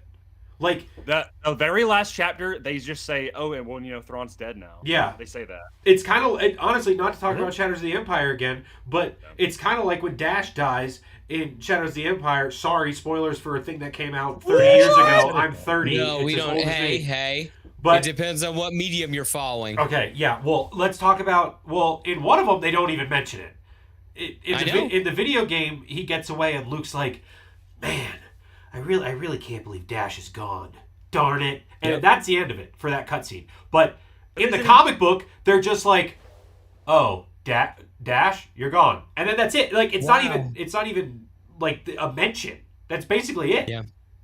And he's just dead. Makes his death, right? Isn't the video game? Yeah, there's an extra cutscene at the end where he goes into the. Well, the cards tell you too that he lives through it as well. Yeah, he. There's more money to be made elsewhere in the galaxy. What do you think? I'm going to join this rebellion? Yeah, it's. Okay, yeah. Here's the line. I get. We're jumping all the way to chapter 29, but it says, "What do you need information sources for?" Mara countered. "Thrawn's dead. His cloning center is in shambles, and the Empire's in retreat again. You've won." I mean, the Nogri probably let him know. Sure, yeah, I guess that's true. Yeah, but I guess my point is like, in current canon, which is very cool, I think going back and reading like this, there's a lot of people who obviously, have not read this, and they're like, man, Disney ruined Thrawn. Dude, But- right? Yeah. But he at least from where I'm sitting, he's a lot more menacing when it comes to what we've seen in canon than we have. Well, at least from the Ahsoka series versus what we see here. Like, he's great here. He's an awesome character, and he's super intellectual. But he's not as, like, overbearing, like, he's the smartest guy in the room, and he's going to make everybody mad. What's up, Seth? Well, I was gonna say too that like I know that he appears in other stories because Yeah. that book that Grayson was saying that like he's on the cover of that book, the Mara and Luke story. Survivor's Quest? He's on the Yeah, cover. Yep. There's also the Hand of So- Thrawn duology. Like there's like the the legacy of How is him, that? you know? How is he in that? It's probably because it takes place during this story somehow. No, it's well. There's these rumors of like Thrawn is actually still alive, and they're like, what? I don't think he's actually alive, but it's like It's a that's clone. the whole stinger. Is it? I don't know. It's I Thrawn. If it that's what was, that I- means. It's I- another guy. It's Thrawn Thrawn. 2. Yeah. Thrawn. Yeah, I can. I mean, I can. That's basically his real name, Mithra Yeah. Randu. I can Yeah. pull up, here, I'll pull up the. The Thrawn duo. Twerk.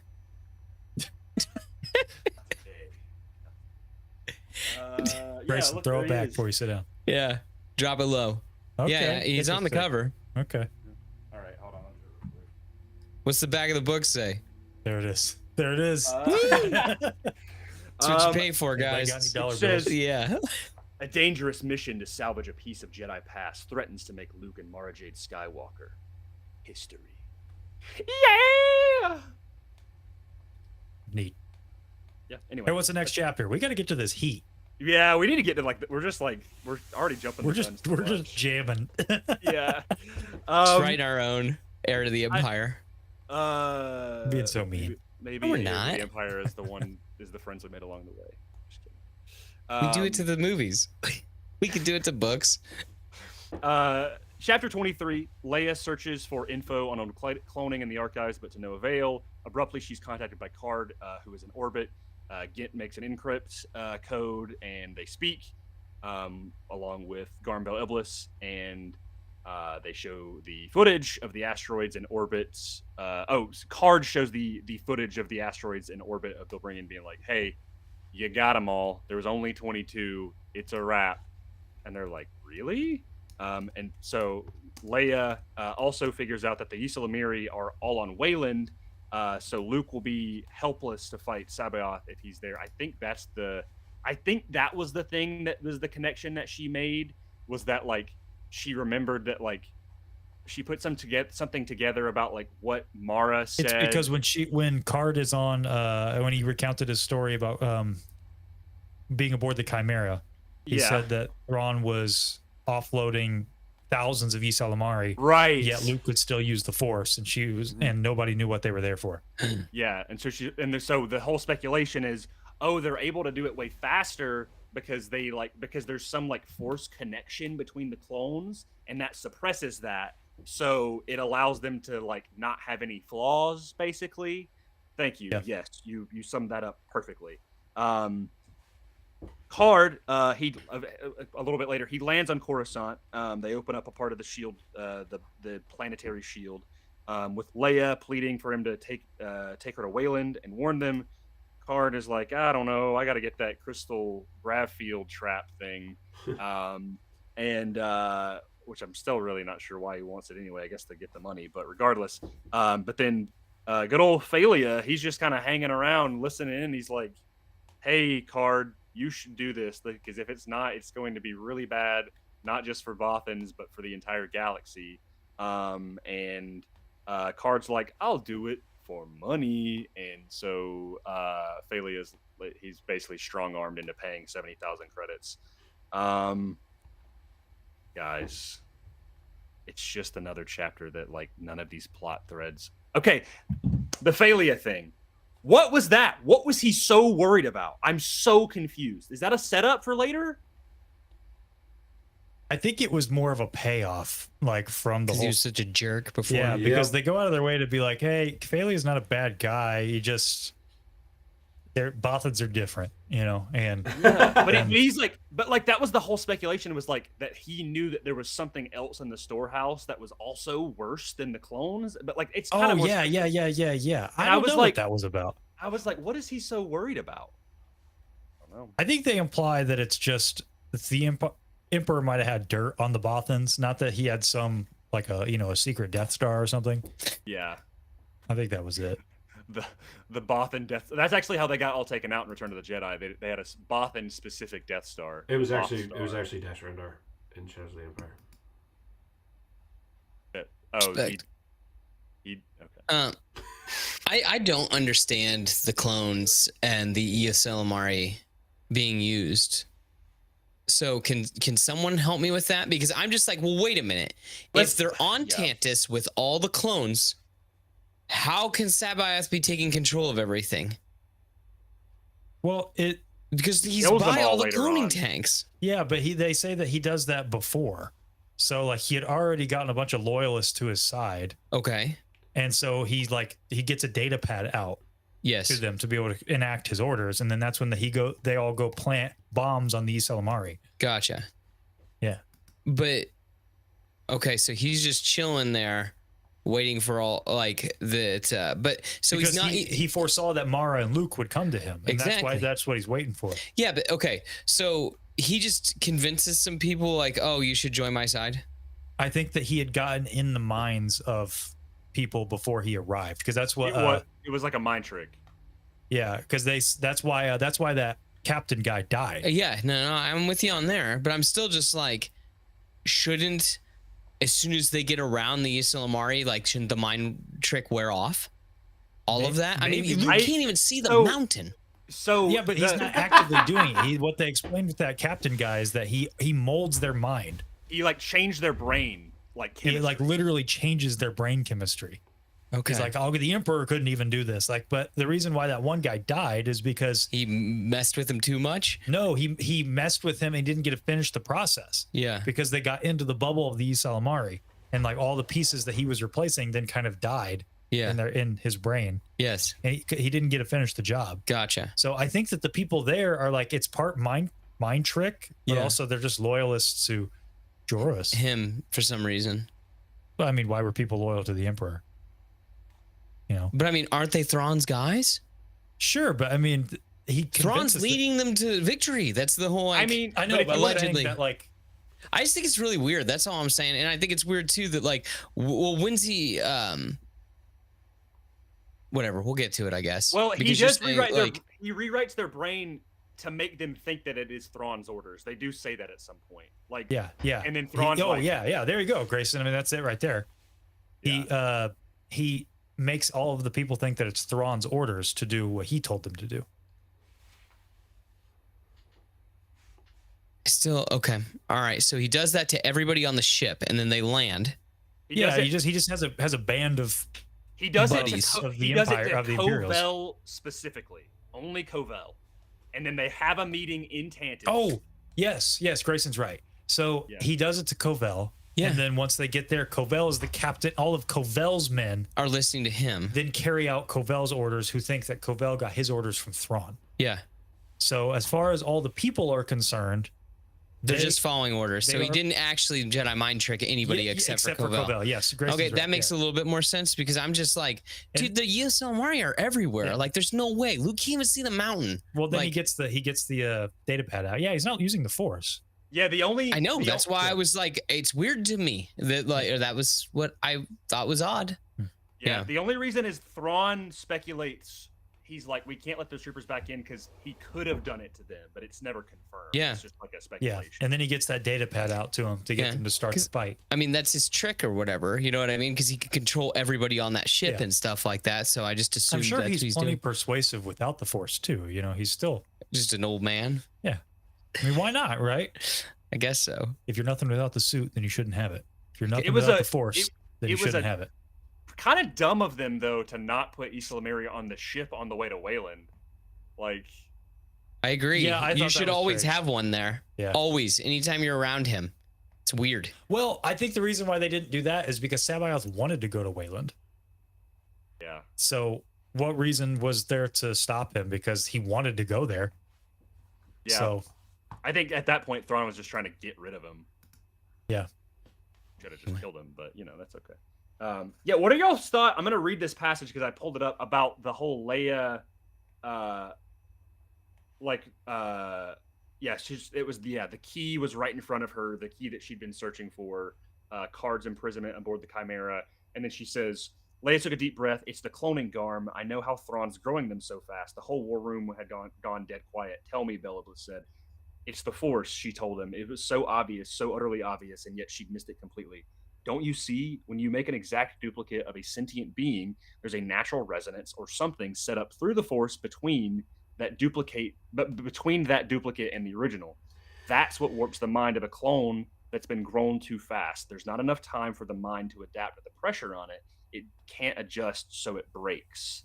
And then she's like, Bella was just like, okay, well, what is Thrawn doing about that? She's like, using the Islamiri to block the Force away from the cloning tanks. So I guess it like negates the clone feedback between their Force connection. I think that in a vacuum, this is super weird, but because of the finale, I think this is given a lot of weight because when Luke is in the presence of Luke, well, everyone's in the presence of a Luke. He's like a trimmer. Yep. Because Mara's feeling it too. She can just feel what's going on in Luke's mind, and Luke can't concentrate because it's like his mind is being split. Yep. Oh, But I didn't even Mara's think not about that. affected That's by great. Luke, she can sense that Luke is being affected by it.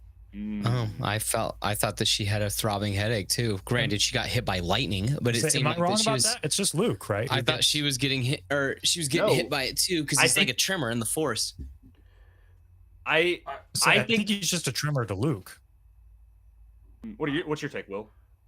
I always thought that it was because the tremor was big enough that somebody who is Force sensitive can feel it. It's like if you were closer to Alderaan and there was somebody who you loved died on Alderaan, it would have been more terrifying than just Obi-Wan going, lives, millions of, it's vanished. Like, he can feel it. And I think that's kind of the same thing as Mara, where now she can feel what's going on within the Force between Luke and Luke, which I love that we are all grown adults talking about the Force between Luke and Luke. Just to step outside of myself real quick, because that was just awesome to say that in a sentence.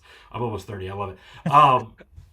But like, I think what's going on between Luke and Luke is kind of like there's like a magnetic field right there, just to step outside and make it more sciencey, that somebody else who works within that magnetic field is bouncing off of it. I think a good way to make it an analogy is kind of like what happens with the Islamari, is when you're within that bubble, it affects you and it takes away sort of things. But like when Luke and Luke are together, that connection, rather than it being like, it's not necessarily a triangle of like Luke is there and everybody feels it. It's like Luke and Luke feel it, but because that is such a weird happenstance within the Force, that everybody else's Force sensitive is like kind of getting that nosebleed from it. Yeah. Well, honestly, Luke I think of it.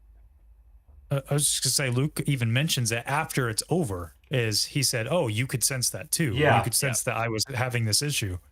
Tamara. I think it's back to like the original question. I think it's kind of both, where it's like it's Luke and Luke, but also the feedback is so strong that it's also affecting other people. Like, I don't know. I think the mental image that came to my mind is like, okay, like someone on like a jackhammer, like they're gonna feel it the strongest. Yeah. Also, the people around them, you're still gonna feel the vibration. It's just not as intense, I guess.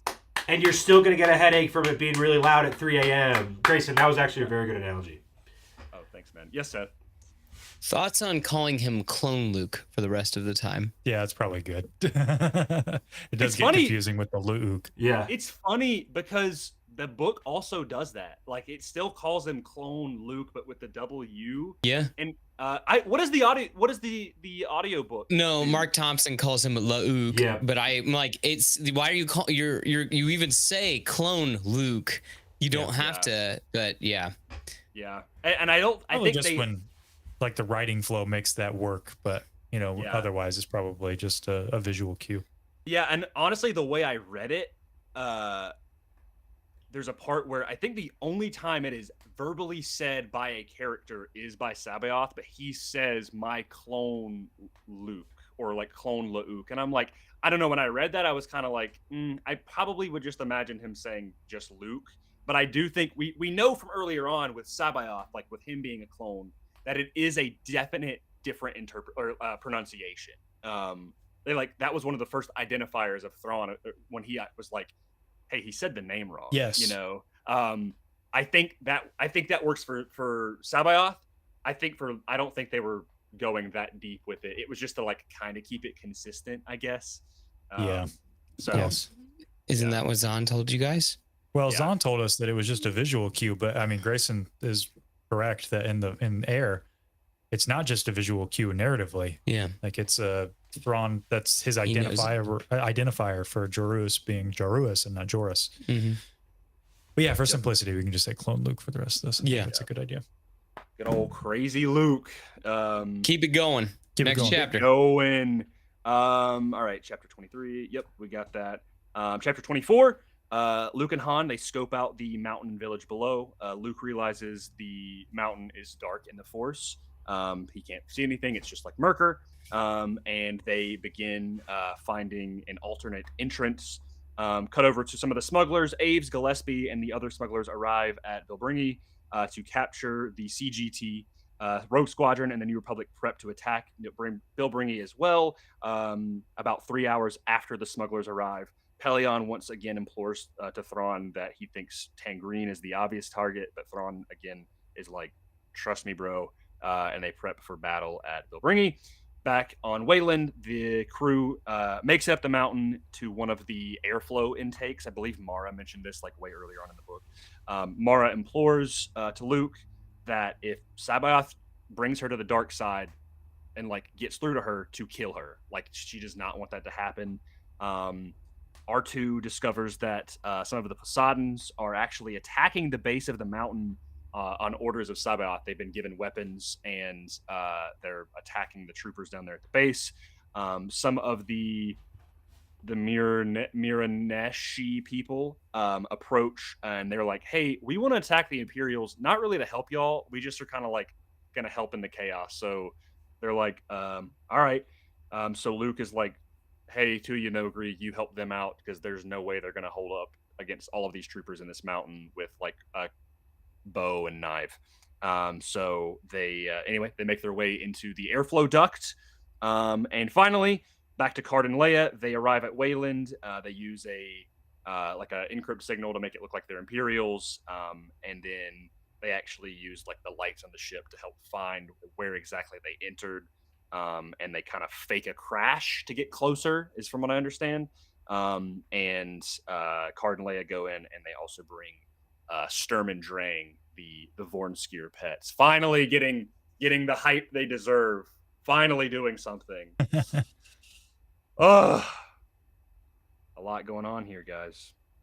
Would you shake your head at when you mentioned the mountain being dark? I guess, okay, so maybe I'm dumb and I just don't. Who are they cloning in Tantus? We don't know. So various Like, Imperials. they make a passing mention that Thrawn handpicked okay, that's what I thought. They're just guys, right? just dudes. Yeah. So, and it's the cloning process that is what's causing the tremors in the Force. So the way that the book explains it is like when a clone is created, Yeah, it has like a link to the original. to the original. Okay, Like so through like the cosmic force, if you will. So the originals must be dead. Whoever of the guys that they're cloning, then. Maybe. Because No, how they're- would not. the clones not even wouldn't their heads be freaking out too? It's to all the other clones since they're all the same person. Yeah, Like they're all, if the force were allowed to just operate without the Ysalamari, the way Yeah. I understand it is it's like hive mind stuff going on, and Yeah. they go crazy because it's Yeah. like their mind is being split over and over again. gotcha. It's like Hey, they're- Seth, do you know how what Luke, Horcruxes? he senses the clones during the end of the last book. Yeah. How they all have like this weird imprint in the force. It's Yeah. like everybody has their own. They're all the imprint same person. in the force. Yeah, And so the force is like, to use a Lord of the Rings quote, they're like butter scraped across too much bread. yeah. So No, that's I the got way you. do I it. just am still like,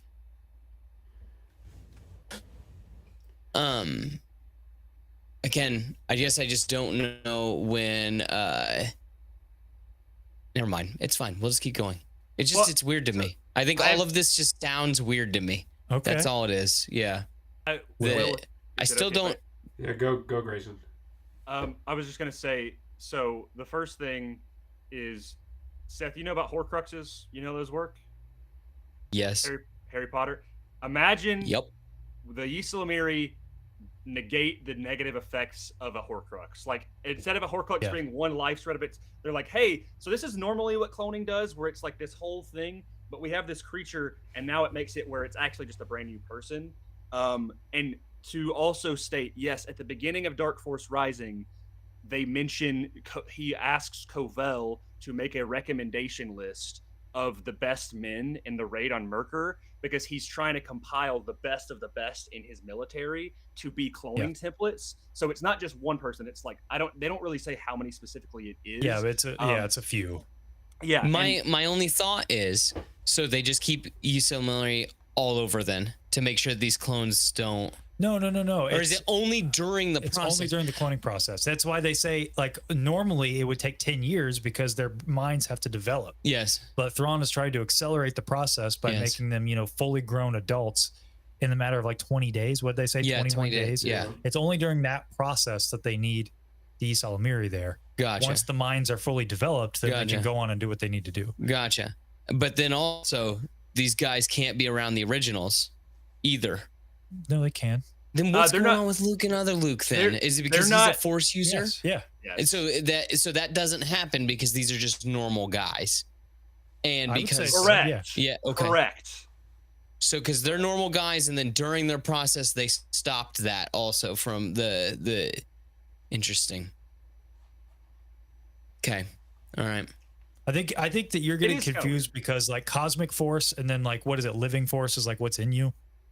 There's the two. Well, I'm also trying not to think about metachlorians or anything like that either. That it's like, no, I'm not bringing in any other canon. I'm sorry. only using just Hey. this stuff. Will is Will of the Force. Maybe he has an answer. No, I was actually going to ask another question. That it makes it super murky, at least for me, when Luke is having a hard time sensing all of the clones in Dark Force Rising. If he senses so like voluminous of clone Luke, where like it's so much that, and I understand it's a clone of himself, but like that it's so much where everything else is like hard for him to figure out, and it's almost like an Ysalamiri is there of like it's dampening his senses, and it's hard for him to think. It's like a migraine.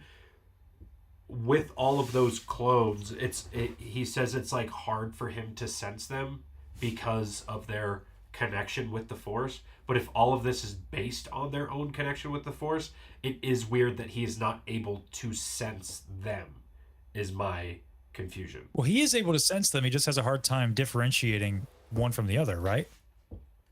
Like, he just I thinks thought that it was they- something like he's like, I can't like tell. Maybe it was a tell them apart sort of thing. I thought it was more like he was confused because it was more like a black spot where he just couldn't figure out where they all were at the same time, and then it was like, oh, because they're clones and it's Force sensitive.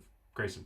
I would think it was just because like if you're an adult, like all of us here, like normally, right? If we're in the Star Wars world and if Luke sensed us, like we have our own identifiable place because we have Individuality. memories and all of these things. Like that's what makes us. Whereas these clones, I'm sure if you reach out to them, it's like, wait, this guy, it's an adult, I think, but there's nothing there, and it's the same as this. That's so bizarre.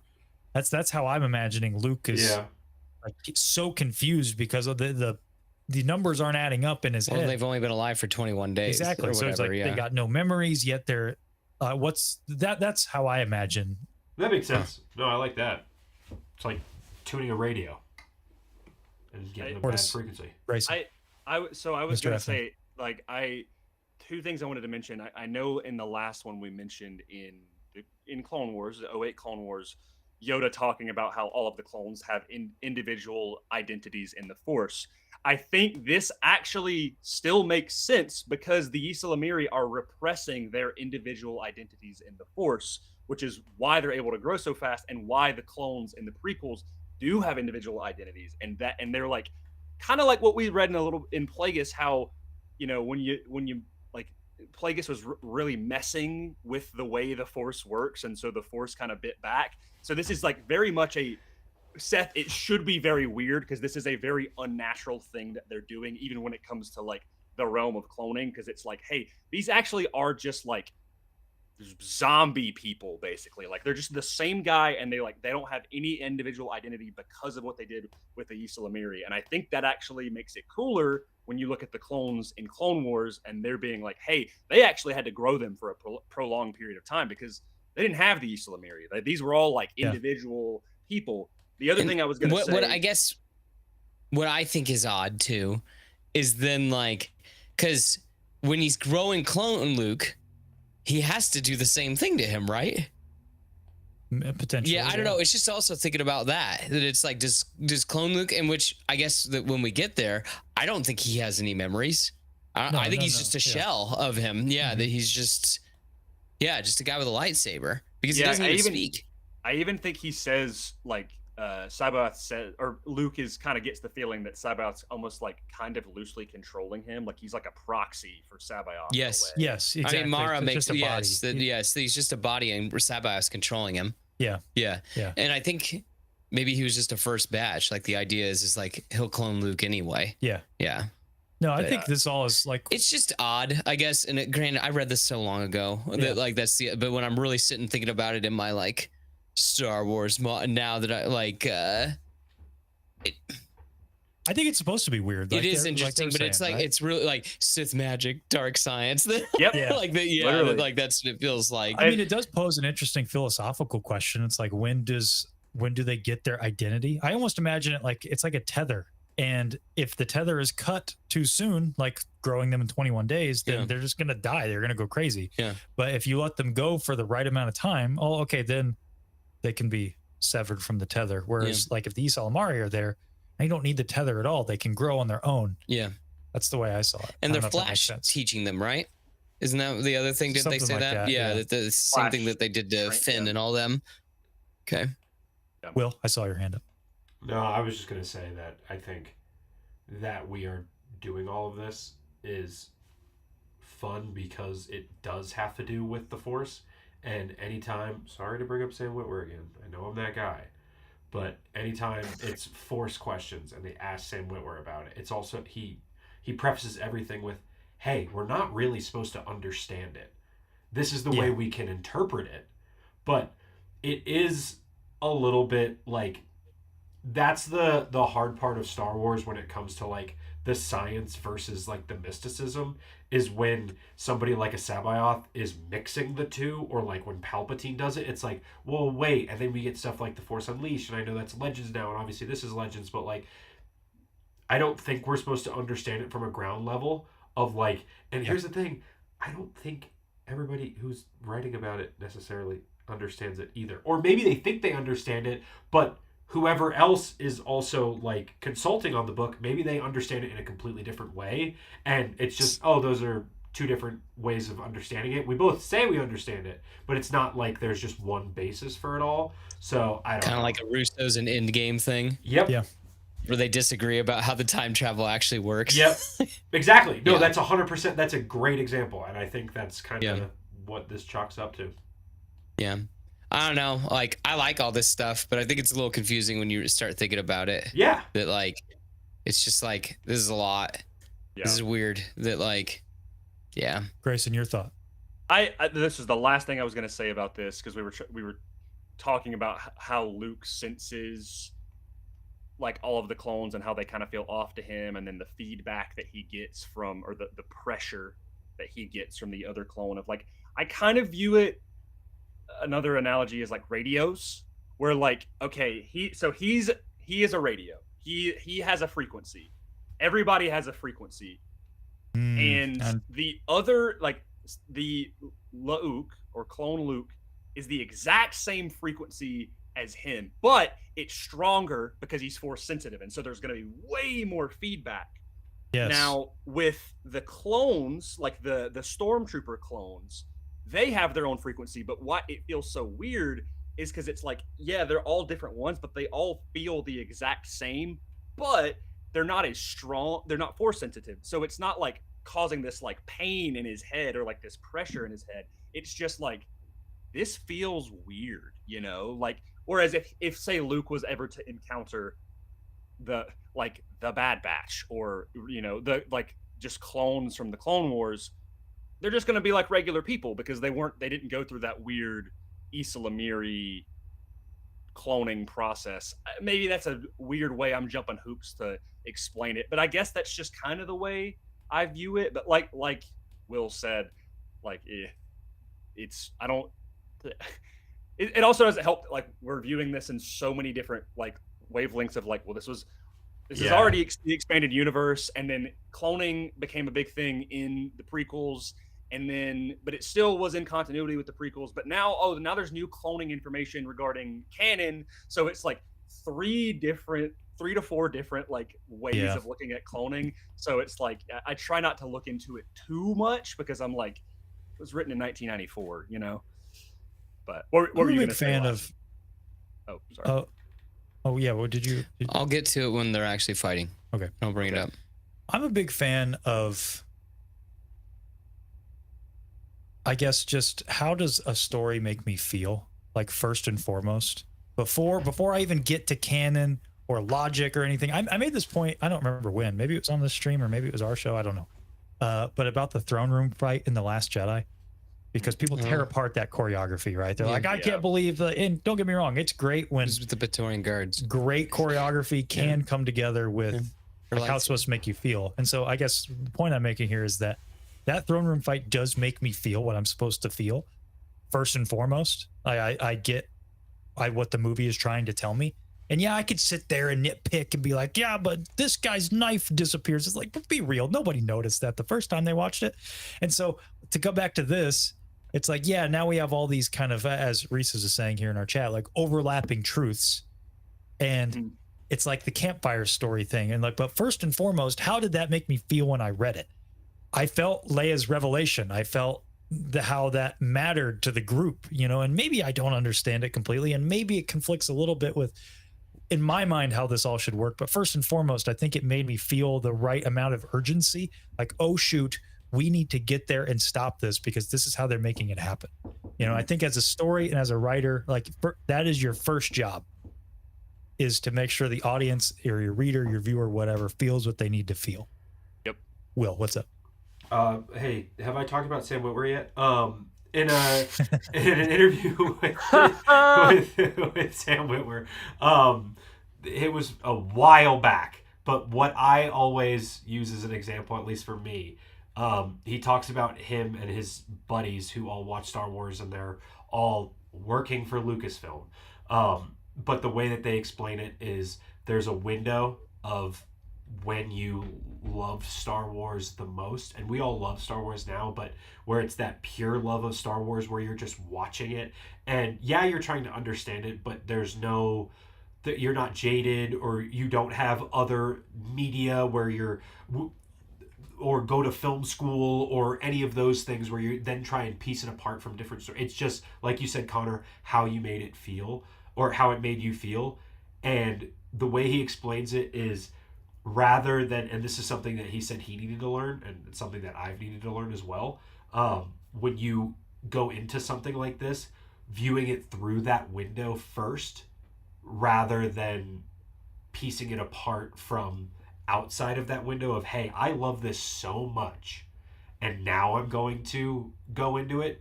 Sorry, your focus determines your reality, but the way you step into it being the most important thing, and then it's probably going to make you feel a whole lot better if you're like, man, I really love this, and then you go into it rather than, man, I really love this, I hope they don't screw up, like that perspective, or man, I really love this, but you know, I bet it's not going to make any sense because they already did this wrong and I already don't. Like, when you have that mentality, it's probably not going to be as fun, and it's not going to be as fun as when we were all kids and why we wanted to watch it in the first place. But yeah, just had to throw out the Sam Witwer analogy again. There'll probably be like 50 more as we keep going. Hey, did you know Sam Witwer's going to Rebel ScumCon? You're wearing a shirt. What? I'm so stoked, dude. Be there, guys. Be there. All right, we talked about clones for like an hour. I swear. We're gonna get through this. All right. Been real deep. Chapter Deep in the lore. 25. Deep into the lore. This honestly might have been the deepest we've gotten into like lore stuff in a while. Which hey, I'm here for. Chapter 25. Within Tantus, the Wayland crew. That's what I call them, by the way. The Wayland crew. I'm not listing all the names. You know. Tantus Task Force. Yes. TTF. TTF. They cause some chaos before trying to make a plan to bring the whole place down. Mara suggests going to the throne room, and Luke joins because they're hoping to find possibly a self-destruct system or sequence, because Palpatine is clever like that. Han, he goes after them, discovering that their comms are jammed, and Sabaoth is there. Lando and Chewie, they start planning explosives on the central equipment column in kind of the main cloning chasm, per se. Back to the Imperial fleet, they arrive at Vilbringi with Aves and the smugglers, thinking they've been betrayed by Card, but then realizing it is for the rebels and that they actually they miscalculated that the rebels and them are all attacking the same place. Back over with Mara and Luke, they make it to the throne room, and it's very similar to the design of the Return of the Jedi with some moderate tweaks. But Flair. yeah, it's got some flair. But hey, Sabaoth says he's there. He turns the chair around and goes, "What's up?" That's the end of the chapter. We already passed the last command moment. No. Is that No, coming up? that's like the Hasn't very happened end yet. of it's like the very end 27, of my bad. chapter. Yeah, 27. Yes, I like the TTF, as you call it. I like them kind of inside, like when they get inside the mountain. That's cool. But as soon as Mara and Luke were like, "We're going to the throne room," I was like, "Finally!" You know, I was like, Yeah, "We're let's do this." I was like, "It's happening," because as a reader, you know what's gonna happen. Like, Sabaoth's gonna be there, and you're like, "Let's go." Yeah, this is a great build up, great tension building chapter. But we can, if anybody else have any thoughts, or we want to move on into this fight. I want to do. I will say. I think that you could have easily. You guys were talking about Han and Talon Card could have been rolled together. You could have taken Talon Card and given his stuff to Han and Lando. Yeah, because I feel like Lando's not doing anything Lando either. I kept too. forgetting he was here. Yeah. And then Oh, he would, I'm like, another- oh yeah. Another plot thread that is never followed up on is his city getting completely like just ransacked, and he's like, "Man, I've only got 20 something days or 30 days." Or it all gets burned up. Yeah, he goes to Coruscant. Literally doesn't matter anymore. Like, I mean, I'm assuming he gets it all. He gets it all operating before then, but they don't. They're like, you don't get like a little follow up with them or with him or Han and Leia or really anybody except. I'm sorry. I feel like such a hater right now. I like this book. Okay, I did I enjoy know, this right? I book. think that's kind of how I've been feeling. I'm like, man, You're tough on the things you love. that's true. That's it. Yep. Yeah. Maybe and 26. honestly, I will admit my expectations maybe were a little too high, and that's okay. That's on me. Chapter 26. Mara is unable to find the self-destruct on the throne. Sabaoth, he is going on some mad ramblings, and Luke kind of drops the bombshell of like, "Bro, you know you're a clone, right?" Sabaoth activates a switch, which brings back the Force in the mountain. More on that later. And he immediately lashes out lightning at Mara. Luke defends her before Sabaoth reveals a clone of Luke. Spoilers, we already ruined that. That's okay. And that he made from his hand on Cloud City, and with the old Skywalker saber in tow. Luke begins Still to fight attached. him, deciding to help stay and fight up. He doesn't want to leave Mara. He doesn't want to give up on his promise. Lando and Chewie, they get pinned down, trapping themselves. They're on like one of the levels, working on that column.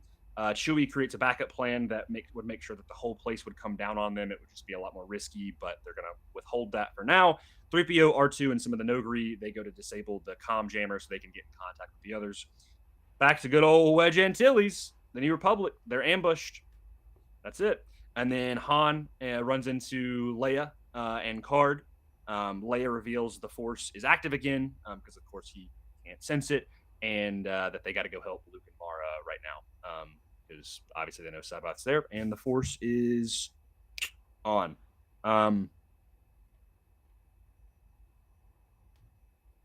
The reveal of the clone is pretty cool, man. I was like, when it finally this was my whoa moment that I had, because as soon as that happened, I was like, this is the connection of the you will kill Luke Skywalker. Yep. Like, oh my gosh, that's how he's tying this thread up. Dude. That's so cool because they've gone so hard in this book with Mara and the brainwashing that she has. Like, that's not really her. Even Luke brings it up several times. Like, that's just the Emperor's voice, and she's trying to convince herself that it's not. And dude, that moment where it's revealed, I was like, oh my gosh, that's how this gets resolved. That's so awesome. Great. One of the best payoffs, I think, probably the best payoff in this trilogy. So good. Facts. I agree. Yes, Will. Sabaoth talking about how what he did will work because it's the thing that the Emperor could never do is so sick.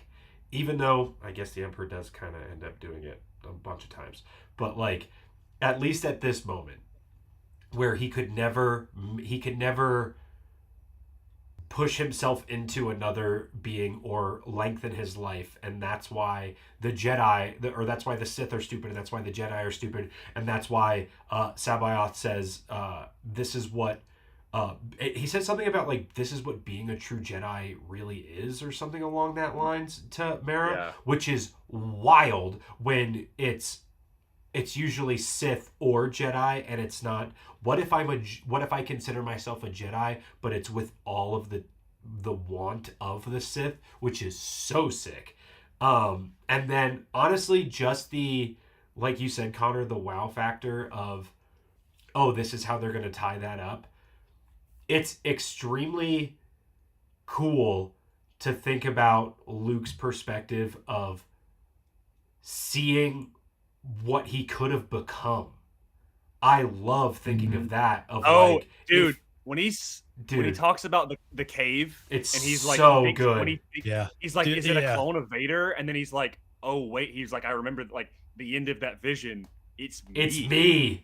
It's so good because it's like, what if it was literal from what happens in Return of the Jedi, where it's, no, I don't want to be like my father, and that's why my face is in the mask. But this one is like, what if it's not the mask, it's me wearing them. It's literally why this book is so good at the end. And look, I love Return of the Jedi. It's my favorite Star Wars movie.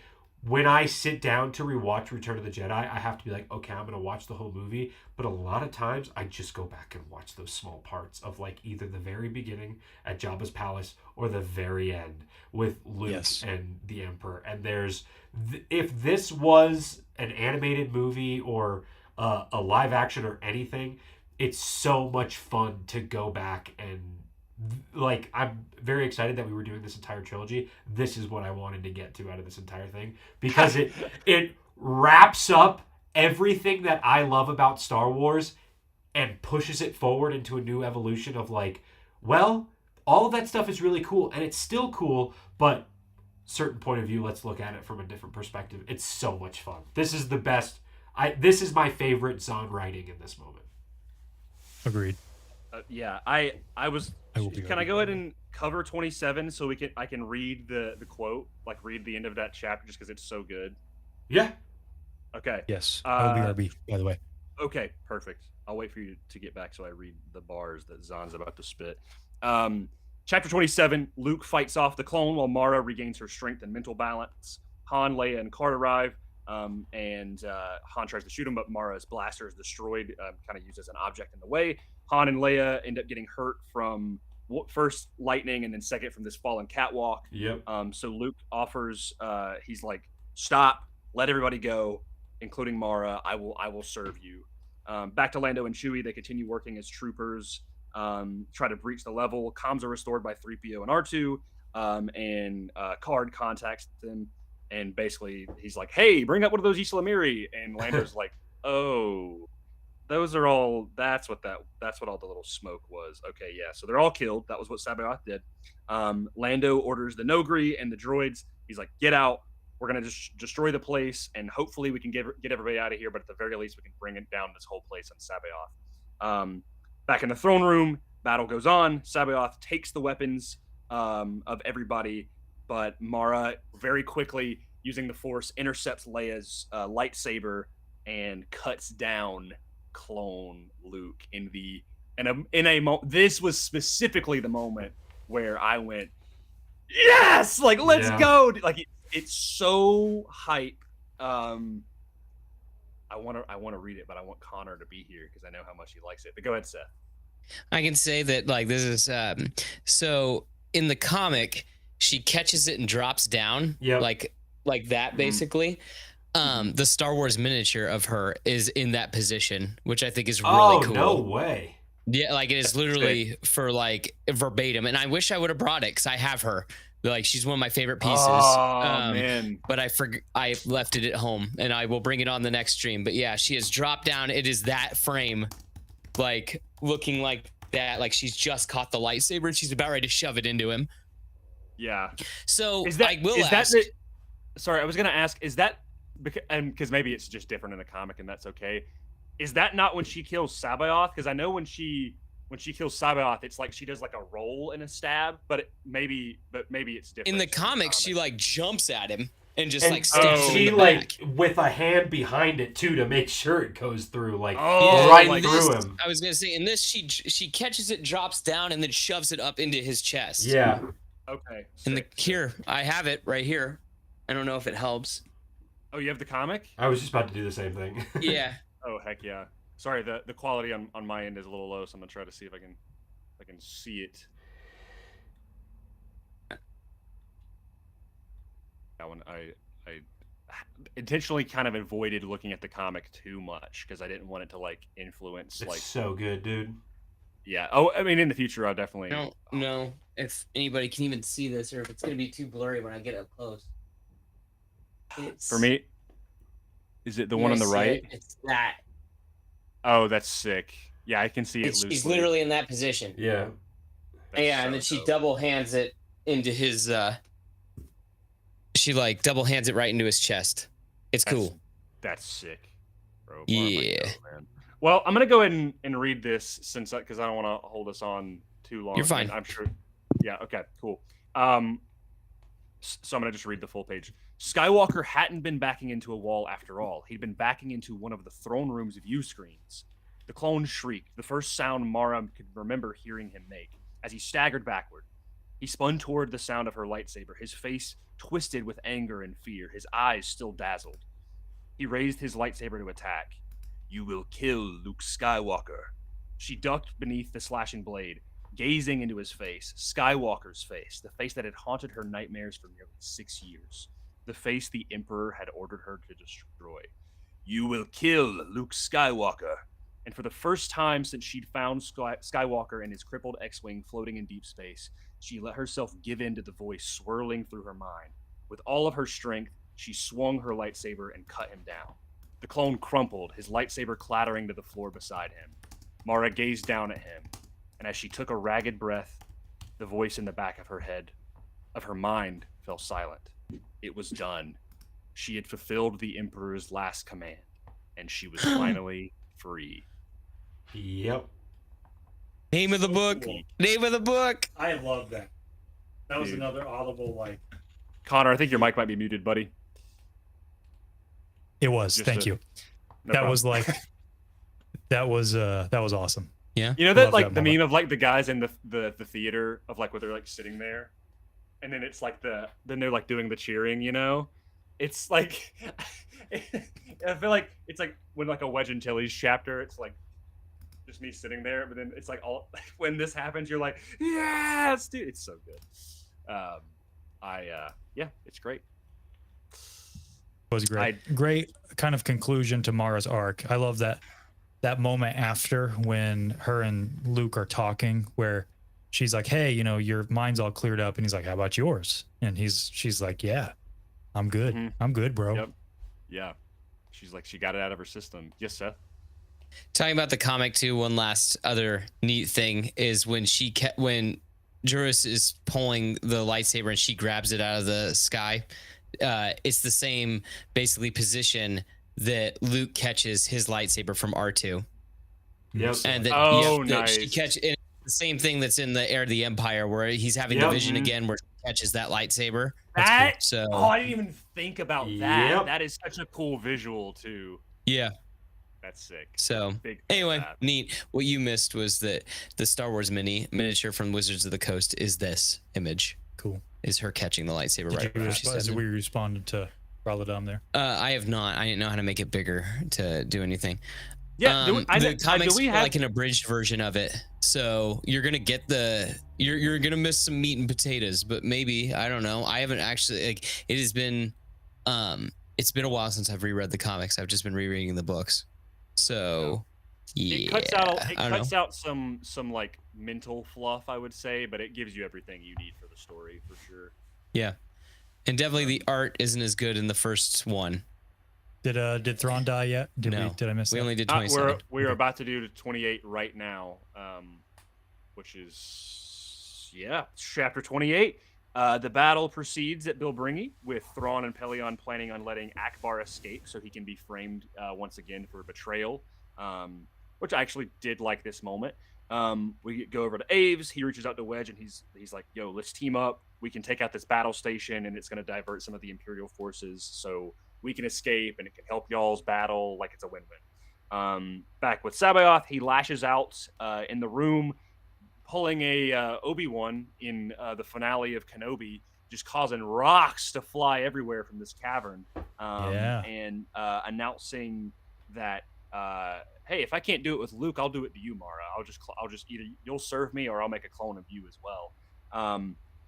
Back with Lando and Chewie, they end up blowing the main column and cut the walkway with like this really kind of clever dynamic moment where it like swings down and they're able to like cut down to a lower level, which I really enjoyed that. Han tells he's like, just get out while you can. There's nothing you can do.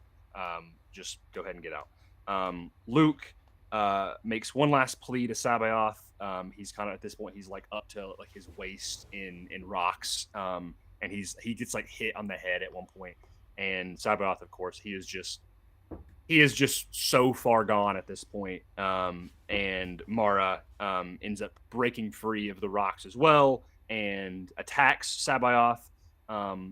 And she's kind of getting pelted with all of these rocks and she can't see. And Leia helps her, like actually like gives her like the visuals she needs so she can like block it. And then Luke actually cuts the leash of the Vornskiers to go like to give a distraction. So between all of that, Mara is able to get the distraction on him and stab Sabayoth and finally ending him and causing this giant big blue explosion, much like what we see with Palpatine. And from this, it actually shows a little bit of cracks in the back wall, and they're like, "Hey, if we can get a ship up here, we can get out of here like now." Back in the battle, Pelion gets the report of Wayland that it's collapsed and presumably Sabayoth is dead, and he is immediately attacked by Rook, a throat slice, and then Thrawn looks over at Thrawn, stabbed right through the back of his chair. I know that panel of the comic very well, and they make an order to retreat. There's like Pelion is so blindsided that they're like, all right, I'm dying right now. We need to go. So, yeah. Go ahead, Seth. Do you think that like that last line Thrawn says about that it was beautiful? Do you think that was watching Pelion get stabbed? I assume it was he the way he says, "But," right? But What? But what? Yeah, what's he talking about? so I think he's talking about like himself. Like, but I did everything so artistically. Oh, artistically, yes, Yeah. and it doesn't matter. Yeah, yeah. But it didn't matter in the end. Gotcha. Okay, I didn't know. Will. I think it's in reference to himself only because the The only thing, at least for me, that makes it make sense as to why Thrawn had to die at the end, and why, come the end of this book, he's not really around, and it's more of the Sabaoth Luke show. His hubris is at an all-time high, and the entirety of Thrawn's character within this trilogy, where we know him, and you can talk even about other media where you see him, he's not a very prideful being. He's always analytical, but towards the end of this, up to his own folly, he flew a little high to this, too close to the sun, where he was so like, oh, I already know this is going to work. To the fact that the Nogri thing, he just like doesn't really follow up on it, and then that's his own undoing when Rook kills him, where he's always analytical and thinking about even emotions of other people, of how it will work. And here at the end of this book, he's just all in his own head, and that's why you really don't see him, because he's not doing anything. He's like anybody else, any other admiral in the Empire, and that's obviously as soon as he makes that flip and he stops being Thrawn, that's when he dies, which I think is extremely cool. You know what, Will? I think you just gave me a new appreciation for this, because like the whole back half of this book, he's so adamant that like, no, I'm right about this, about that. What's that planet called, Grayson, that they're attacking? That they're going to attack Bilbringi and not Tangreen. Yeah. So I didn't hear what you said. So we're going to attack this planet to steal the gravity thing. And he's so adamant. And Pelion's like, I think you're wrong. And he's like, no. And then he is right, but it doesn't matter. Like, he is so caught up in being right all the time that it's like, that didn't matter in the end. It's like, you can have all that, but if you don't cover your bases with this other stuff, like, it doesn't matter. And like, that's kind of cool that it ends up, he's not wrong about anything per se. Like, he knew that the Nogri were treacherous. He just didn't think that they were capable of anything. Yep. And so what's kind of neat is that, yeah, in the end, he was right about everything, but it didn't matter. Yep. And even down to his final words were him showing how much pride he had in his own plan right before he died. And it did work because he died. Like, but it was so beautifully done and dead. It's you know, that does give me an extra. I actually really like that. Yeah. I Thrawn, because it's always kind of bothered me, knowing what we know now about Thrawn, that this is the end of him. Where I'm like, because it's just like, you could have done, like, he didn't have to. Because, once again, he didn't have a mirror anywhere else. But it does make sense that they won in the way they did because of his own hubris. And it also makes Thrawn a little bit cooler, because if he didn't fall into his own self-pride, would they still have won the same way? Or would they have won it all? Because if Thrawn was actually acting at 100% capacity and not at 100% pride, maybe Thrawn still would have won. You know what I mean? I think the main thing for me is still that it has no connection to our main guys on the ground. Yeah. I would have liked just something where it's, because it happens off by itself. Like maybe when Leia gets that revelation about being on the about Card being on the Chimera, she's like, wait a minute, he has a Nogri on there too, right? You know, or something like that, right? There's like some connection that somebody makes, and they're like, hey, can we get word out? And like, maybe that's a mission. We don't even need to see it. It's just, we see the beginning of it where Leia's like, hey, you two that are with us on Wayland right now, can you guys get a message to that Nogri on Thrawn's ship? And they're like, maybe. And so you don't know if maybe they can do it until that final moment. I just would have liked some connection. Her using I love all of it. To talk to him would have been cool too, because she has that the daughter of Darth Vader connection with all of them. If she was able to use her Force sensitive side of things, where she's talking to her own twins before they're born, and she's speaking to Mara Jade, and she's doing all of this for the Force, and she's able to sense the source and all of that. If she figured it out and used the Force to be like, hey, Rook, and then gave Rook the idea, I think that would have been cool too. that way it's or like, like even use Gent, right? Yeah. Like they had him there as a plot device. Yeah. Like they even went out of their way to show that he had Imperial crypt codes and stuff. Yep. Patch me into Rook on the Chimera. Yeah. You know, do something like I just wanted something. That's all. Yeah. Otherwise, I'm very happy with the conclusion. I just wanted there to be some connection with our main heroes getting their win here. That's It all. feels very B-side plot. Like, oh, and yeah, and he died. Like I love the way that Rook does it. But yeah, I mean, even if it like somehow the Nogri were involved in the battle of Bilberigi, or like maybe there was like I something, you know, like to Yeah. make Rook be like, oh, like, because that is one thing for me is like I would have, again, I think would have gone a long way. The very minimal connection is just having a scene with Rook found like properly finding out, like, because I feel like he is the one that's so dissociated from the greater Nogri people, and then him to be like, oh really, that's what's happened, but it's just kind of more implied. But yeah, Will. I also think it's cool too because once again it's his own folly, because he's throughout, I mean, his entire like introduction at the beginning of this book, it's him talking about, in a way, not to underestimate anything, especially the way not to underestimate any species, where it's from the perspective of Thrawn, and you look at the Empire of like they're not necessarily the most inclusive when it comes to the species that they use within the Empire. And then you have somebody like Thrawn, who's Chiss, and him being the advocate for, no, don't underestimate anyone and don't underestimate any species. And then the species he was basically just using the entire time is the one to take him out.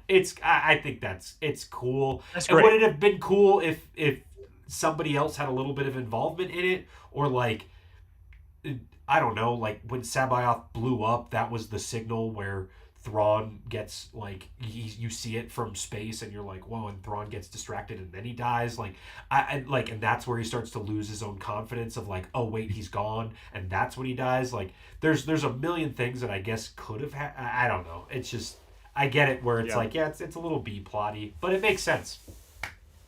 Hand me that Yeah, I piece of literature right there next to you, Seth. I definitely think it could have just been expanded upon, but I love that Rook actually did it. Yeah. Here, I'll make a comparison to this right here. Ooh. So this is a book that I think relishes in its ending. This Last Command is a book that does not. Like when Palpatine finally kills Plagueis, he's just talking about it for like 4, 5, 6 pages. Like it goes, and it's great because you're like, man, he is really absorbing this moment. Whereas in Last Command, blink and you miss it. Thrawn's dead, you know? And it's like, I would have liked a moment where we could really relish in our win. Like even in ROTJ, we get that moment, right? When the Emperor, he falls to his death. And then you have a moment where Luke gets to kind of sit there with Vader. And like, not even when they are out talking, when they're just sitting there. Yeah. And it's like, you get that moment. And like, and here you don't get that time to just absorb, reflect, you know, then that's my main issue with the comic. Like imagine in Return of the Jedi, Vader tosses the Emperor into the reactor shaft. He blows up and then it cuts and that's it. And we're on Endor. It's like, but what happened? Like, and then you see Vader's body burning. It's like, but what? We don't get a moment to, you know, falling action out of that to breathe. Yeah. Like that's what it feels like to me. That's kind of how it was supposed to end, right? Where it was originally supposed to end where Luke is just watching over the burning body and then he just walks out into the sunset like it's a spaghetti western. Yeah. But I still think that he talked to Vader on the Death Star. But yes, that is true. That wasn't in there originally. But like the burning of the body wasn't in there because test screening, I think, was like, man, maybe Vader lived. Yeah. So like now we got to make sure he's dead for his body. How splinter of the mind's eye of them. Shall I move on to the very final chapter? Seth, you had your hand up. I did, and then I'm like, I think that like it's fine. I was just trying to think about too more of like what you said, that like why you it's weird too that like Rook doesn't have a whole lot to do, and all of a sudden he's the one that gives the final blow, Yep. and then like it's just like, but when could anybody even have? He's so disconnected from everybody. Mhm. Yeah, so that's one of the things that I'm like, I think it's poetic that he's the one that does it, but still, that it's like, okay, I also just I think can't it's- imagine Rook killing Rebels Thrawn. like I think it would have been also better if we could have seen what Thrawn was doing, like that, like if they had set up like some sort of like kind of like in episode 4 how there's a countdown, like Thrawn's about ready to do something crazy and then Rook decides to do it, but it seems so just like they're just chilling out there Yeah. and then Rook decides That's to true do it. too. Does It that feels make very sense? Low stakes. Yeah, that like he just does it rather than like, you know, there's a countdown to something crazy. I also really like I'll throw this in since we're moving on to the end. I think it's cool that like as opposed to like Palpatine's just shooting lightning, like Jerus is like bringing down an entire mountain. Like I like that visual, and it's very like I guess kind of anime that like he's got in the comic, he's got like a force shield around him as like everything's all falling on him and falling on everybody else. And I'm just like, this guy's like powerful in a different way than how Palpatine was. Like I think Palpatine's just so much more reserved, and Jerus is like literally out of his mind. So It's like, chaotic. you know, just whatever with the force, I'm just going to do it all. And I just think that that's at least different enough for me. Yeah. William. Last weird suggestion I'll make of how it could have connected just a little bit better with Rook, at least for me. I am not Timothy Zahn, and I am not a 100th of the writer that wizard is of what he was able to create with all this stuff. But if Rook kills him, and then we're all like, wait, what happened? And then it cuts back to like Leia at some point, and she explains that when she first met Rook with Chewbacca in Air, that this was part of her plan of like Rook was going to work behind the scenes and then eventually kill him.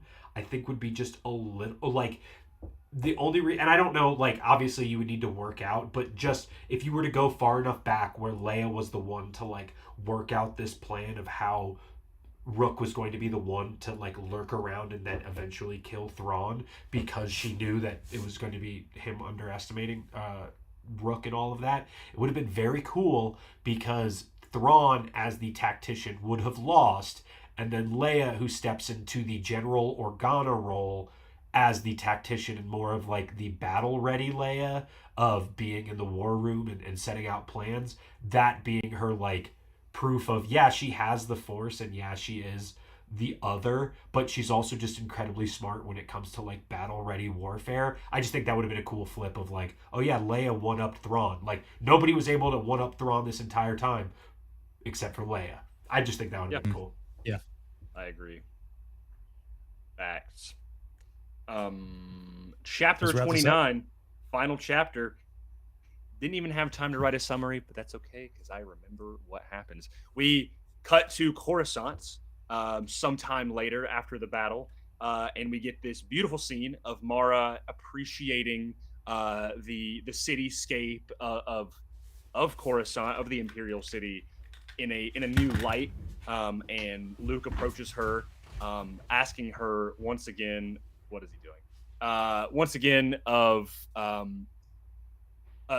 at least implied that like he wants her, or at least the New Republic wants her to kind of be like this smuggler liaison, because Talon Card, you know, he doesn't really want to do it, but Mara's kind of the perfect person where like now the New Republic trusts her and Luke trusts her, but yet she's enough in that world, and there's still Imperials out there, there's still information that needs to be gained, like if she's open to doing that. And also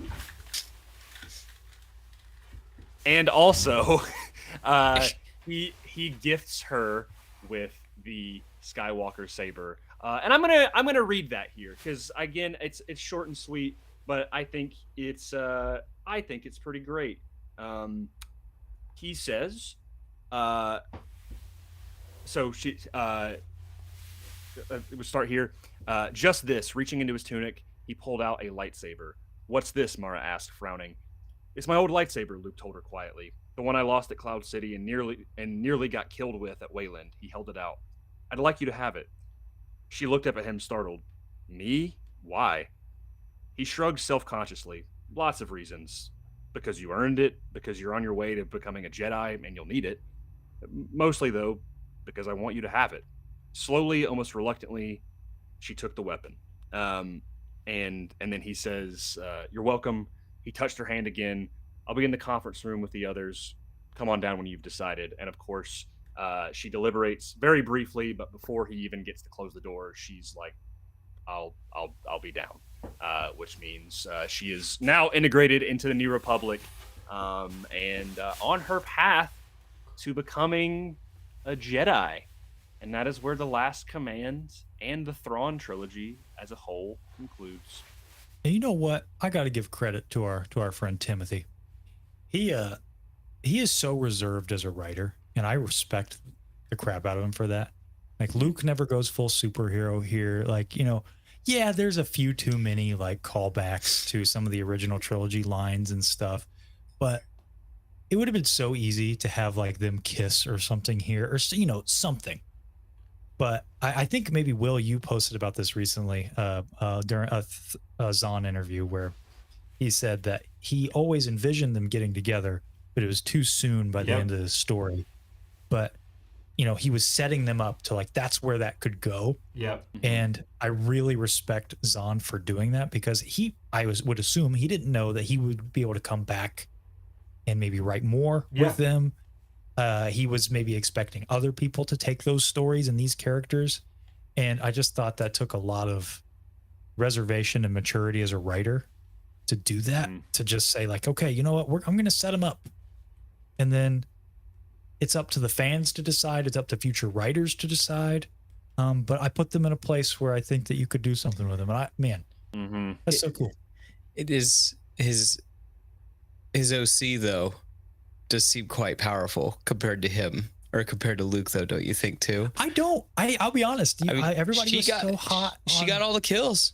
And she gets even stronger. That's the whole thing. It's the fact that like she becomes a strong Jedi and she has the assassin training on top of that. She's like Luke, but not afraid to kill. That's the whole thing. I think that makes Luke cooler. War I guess does it not makes make it one great. different. But I mean, you're talking So like this in a was fight, the though. That's the whole this was the analogy that I was going to give earlier, and thank you for reminding me that like if Luke Skywalker is Batman, then Will is about to freak out with that. Like Mara Jade is like, this is gonna sound like way lamer of a comparison, but she's like Commissioner Gordon. You know that line in the Batman where he's like, "No guns," and he's just like, "Yeah, that's your thing, man." Like that's kind of what it is. Of like, Luke doesn't beef with that per se, but like Mara's like, and to be honest, I will say if Mara was not there, I do think if he was like by that point of like he finally plead out, I do think he would have taken out Sabayoth. Like I don't think he would have had a hesitation with that. But Mara was there, and she was like the best person to kind of do the job. Well, the other thing too is like Sabayoth's like threatening to like, all I need is your body. It could be even your dead body. I mean, that would motivate me to be like, this guy's got to go. Like that's evil upon evil. And we know that Luke is not like, we know Luke is not he's not like against like killing. He just wants to do whatever he can to not have before he wants to exhaust all the other options. I was just getting at like in Air, you guys are really hyping up Mara, and I'm like, she's great as a character. Don't get me wrong, but maybe she's way more powerful in the other books. But here I'm like, she's definitely second fiddle to Luke. I mean, 100% in terms of power scaling. I mean, she's like way under him in terms of power. In a different way, I feel like. If they went up like at the end of Last Command, if him and Mara went head to head, I mean, Luke's coming out of that on top. Let's be honest. I don't know. I don't see the power scaling hype, not the character hype. She's a great character, but she just seems like a lady who can use the Force. Like she's like a little bit better than Leia because she's had training, but we see her struggle every time she tries to do like any fight. She's also being tormented by the Emperor because she's around the guy that like. Sure, but I mean that's still part of it. It is true, but now at the end of Last Command, as you said, a free Mara, I think that it's a little bit closer than what you think it is. Maybe, I don't know. I just maybe I got to be convinced by future materials, but I don't get the power hype just yet. Gotcha. That's all. I think she's stronger in other areas, but she still doesn't like on a straight like power scaling level like beat Luke. I do think she is because she was raised as an assassin, she's like, oh yeah, she's a better marksman, she's a better computer, and that makes her fun. But yeah, I don't think It like makes her interesting for sure. Yeah. yeah. Like I mean, Will and I did that whole reel on like, oh, like why Mara Jade is so cool. And to be honest, like I think in this book specifically, why she is so cool is yeah, she's a little bit force sensitive, but like she's not just like, oh, here's Luke also combined with like Han Solo and Boba Fett and Asajj Ventress, and so it's like she's got some nuance to her. But I would be curious to see what she gets up to in other No, stuff. she's a great character, and I like the final beat that we end on here, where it's It's Luke nice. got to still be Luke, and she's gonna come with him. I love the handing off of the Skywalker saber. That's great. So good. Go ahead, Go Jason. ahead. No, what were you gonna say? I was just gonna say, sorry, I'm getting a little bit of lag here. This is the only, or this is like a great callback to the beginning of Air, when it's Luke trying to like help the individual people of the galaxy, and even down to it being on the exact same place of being on that rooftop. Yup. That's a great call. And this was like, that was this test, was he was able to help an individual person in the galaxy in a really good way, because he was trying to do that with Sabaoth, but he got to do it with Mara. Great call. That's a great call. Opening the book and ending the book with Obi-Wan leaving and Luke having to step in that role, and then doing the exact thing that started his entire journey with Ben Kenobi giving him the lightsaber. And fun little insert as well, that also kicked off the Clone Wars, which was kind of the whole idea for Luke and Joruus, because Ben mentions the Clone Wars in that like little throwaway line to Luke, which kind of set up this whole thing that Luke steps into the role of Ben Kenobi and doesn't have to, but chooses to give the lightsaber away, is so cool. And the line that I like the most, I think, is when he's like, oh, the lightsaber that almost killed me. In a way, Mara got to kill Luke with the lightsaber. So she was gifted the thing that she was finally able to end on, was that entire goal was to kill Luke, and then she was gifted the weapon that she was able to release herself from Palpatine with. It is so sick. Also, final thing. Hey, I changed my clothes. Shout out to Mike Barron and Edvin Bjokovic, the two guys for the Last Command comic, who just happened to do the coolest thing ever, and for no reason at all, put Luke back in the gold vest from Shadows of the Empire, baby. Right there at the end, dude. Woo! The coolest look that Luke Skywalker has ever had. But yeah. Fishnet Luke. Yeah, it's the coolest fish. Why is he wearing a fisherman's vest? I don't know, but he's dripped out. That's all I'll say. What's up? Can I correct one thing? What? Yeah. She kills clone Luke with Leia's saber, not with that saber. Oh, I thought it was And- his. Nah, it's No, right here. no. I was just checking it myself. And I'm like, it's poetic, Oh, but that's not such that a poetic. bummer, man. Because I'm Clone Luke's still sorry. holding his lightsaber. That's such a bummer. I thought Yeah, you used she that did. one. Dang it. No, well, she forget did. what I said. He's still Will wearing the thought he was vest. though. cooking there. But in the same way, it's still Sick vest. reclaiming like something that was like to use the weapon of the person who she thought was her mortal enemy and be like okay with that is still pretty cool, I mean, Will is spot on here with the whole Ben Kenobi thing too, because a lot of their conversations leading up to their showdown on Tantus, Luke is mentioning how he's worried about training his niece and Future. nephew, and he's worried about this throughout this whole trilogy. And yeah, he gets to, as Ben leaves the Skyline on Coruscant in the beginning of this story, Luke now steps in, ready to be that teacher. And yeah, that's awesome. I love a good bookend. That really gets Dope. me going every time I read a story. I'm not gonna lie, that opening chapter with Luke in this chapter is like my favorite, other than like the you will kill Luke Skywalker thing. Just the peak through line. Like I remember when we first started these books and like I got to that Luke chapter, I was like, man, we're in for a ride. And then ending it on this, with already me being so excited about Mara in the first place, and then it intrinsically tying into Luke, I'm like, let's go. Let's freaking go, dude. The All right, only thing closing thoughts. that I'm cool with about it being Leia's saber and not actually Luke's saber, the blue one, is because it's not that BS saber that she has in canon now. That's the last thing I'll say. Thank you. Oh my god, bro. Hey, Will. What? Random thought. I don't know, but I just staring at the artwork. I think that they put him in the Shadows of the Empire vest because it is the same artist. Oh, At that's least a the good drawings point. look the same. Yeah, I don't know. I think that's neat. There you So, go. yeah, I was gonna That's say cool. they're drawn exactly the same. I feel like. That's cool. Yeah, just staring at I'm like, man, this looks a lot like Shadows of the Empire, and I think that's a fun little Easter egg. Yeah. But anyway, sorry. Wear the vest, I guess I Luke. don't know that for a fact. I'm just looking at it, and I'm like, I think this is it. No, it Anyway, looks very similar. closing More than thoughts, more than Air and Last Command for sure. Mm-hmm. Yes, Connor asked final thoughts on the trilogy as a whole. Any last addendums? I'll give a brief, my final verdict. Great story, great character moments. I wish it was a little tighter. That's all. I really like all the character moments are great. The new characters are great. Overall, like this would have made an excellent sequel trilogy because as movies, they would have been cut down a little bit.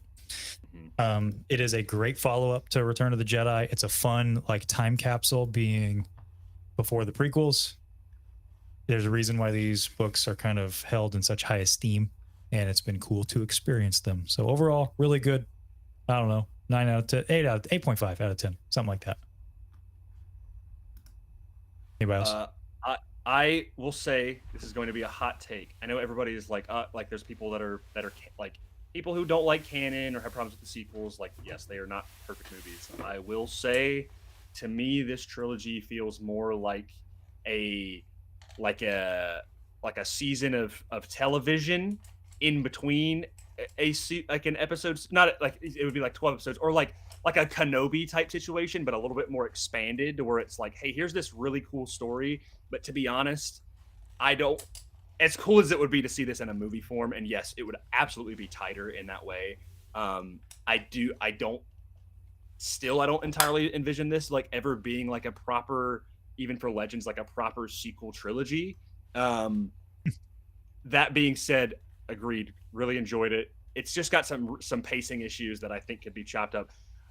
Sadly, this is not a bad rating, but I do think for me it probably lands about at a 7.5 out of 10. It's good. I do enjoy it. And I do think it is like great insight into what Star Wars was like in the 90s and what fans back then were working with and how much it has influenced current Star Wars. But overall, still really, really enjoyed it, and I'm really glad that we've got to dive into like a proper trilogy by someone who we have met and spoke way too much to, and just getting to pick his brain about. So yeah.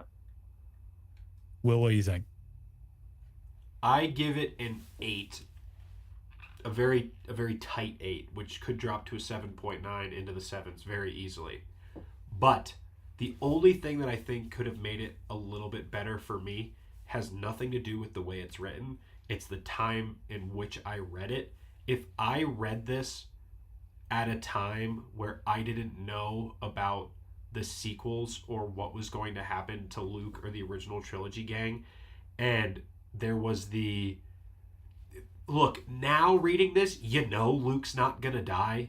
Rather, like, obviously because they use him in other media, and, like, obviously all of Legends, and even with canon and everything, Luke's not gonna die. I think reading these books, there would have been just a little bit of that fear of, like, especially coming to the end of this book, of knowing how powerful Mara is, knowing that she's hell-bent on killing him, and then getting to the end of this book and putting her in the same room as a clone of himself with an evil emperor type who can shoot lightning out of his fingers. Like, I think the fear of, man, I wonder how Luke's going to get out of this one. Like, believing that he's Luke Skywalker and he's the hero and he's going to win. But I just think there would have been a little bit more fear of maybe he wouldn't win, or maybe something would happen, which I know a lot of people don't like. It's kind of why I like Dark Empire a lot, because he does drop, and it is the flip of like, whoa, we weren't expecting that, which I will say is kind of also a lot of the reason why people don't like The Last Jedi in the way it happened, but the idea is also there. If I had read this back in 1994, or when this Air came out in 1994, so this probably would have come out in what, like 96? No, this came out in 94. This came out in 94. Okay. There was So 91. Yeah. and if I was reading this in 1994, I would have probably given this like a 9 or a 10 of like, this is, especially 100%. with those scenes of like why I give it an 8 and why I love these stories so much. But kind of like the Clone Wars, where you're like, Clone Wars is a great show, but I pick and choose parts that I like. Or like you said about Rebels, where you're like, I pick and choose parts that I like. Like if I had to go back and watch Twilight of the Apprentice over and over again, dude, it's so good. But then there's also parts where I'm like, That's comparing that to like Ezra and Zeb going to look for Melu runs. Like, it's fun and it's part of it. Right. But like, there's stuff where you got to look at the project as a whole. That's my only thing of like, there are 10 out of 10 moments in this book. In this series, I just don't know if the series as a whole is a 10 out of 10. I get you. Seth, Yeah. final one. It's my second favorite book we've read. What's your first? Oh, Plagueis. Okay. Yeah, that was good. Yeah. So I guess it's still good. second bro. favorite book we've read. The second time through with this, and then also reading the comics. But when unfortunately, I was still too young when this first came out. Like, there was still tons of other Star Wars stories. Like The Glove of Darth Vader was the first Star Wars book I really remember reading, because that was kids' books. So like, I knew that even the first time through with this, that I don't have that cool, like, oh man, is Luke gonna make it out of this? Like, I know he's gonna make it out of it. Yeah. So getting to revisit it, and then I'd read the comics a couple times too, because throughout the years. But 8 out of 10. That's fine. It's good. I was gonna say that, like, I do think it's a little dumb that like some of my favorite OT characters don't really have anything to do. Yeah, and then like a lot of the new characters have a lot to do. But I get it. It's their story. Really, what this is doing is, and what it did, it kicked off the EU. Let's be real. Is it just opens up, just like how Dark Empire kind of. Dark Empire and Empire's End like closes the book on Palpatine, but then opens everything to like Luke's Jedi Order and everything. Like both those books, love them or hate them, really kicks off the EU in their own special 100%. ways. Yeah. Yep. Well, hey, we got a question here, Grayson. You see that from Owen Anderson? Oh, yes. Well, I have a little. Let me read something for you. Is that okay with everybody? Could I do that real quick? Yeah. Okay, perfect. Share with the group. This story happened a long time ago in a galaxy far, far away. It is already over. Nothing can be done to change that. It is a story of love and loss, brotherhood and betrayal, courage and sacrifice, and the death of dreams. It is a story of the blurred line between our best and our worst. It is the story of the end of an age. A strange thing about stories, though this all happened so long ago and so far away that words cannot describe the time or the distance, it is also happening right now, right here. It is happening as you read these words.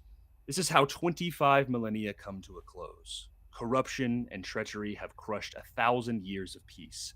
This is not just the end of a republic. Night is falling on civilization itself. This is the twilight of the Jedi. The end starts now.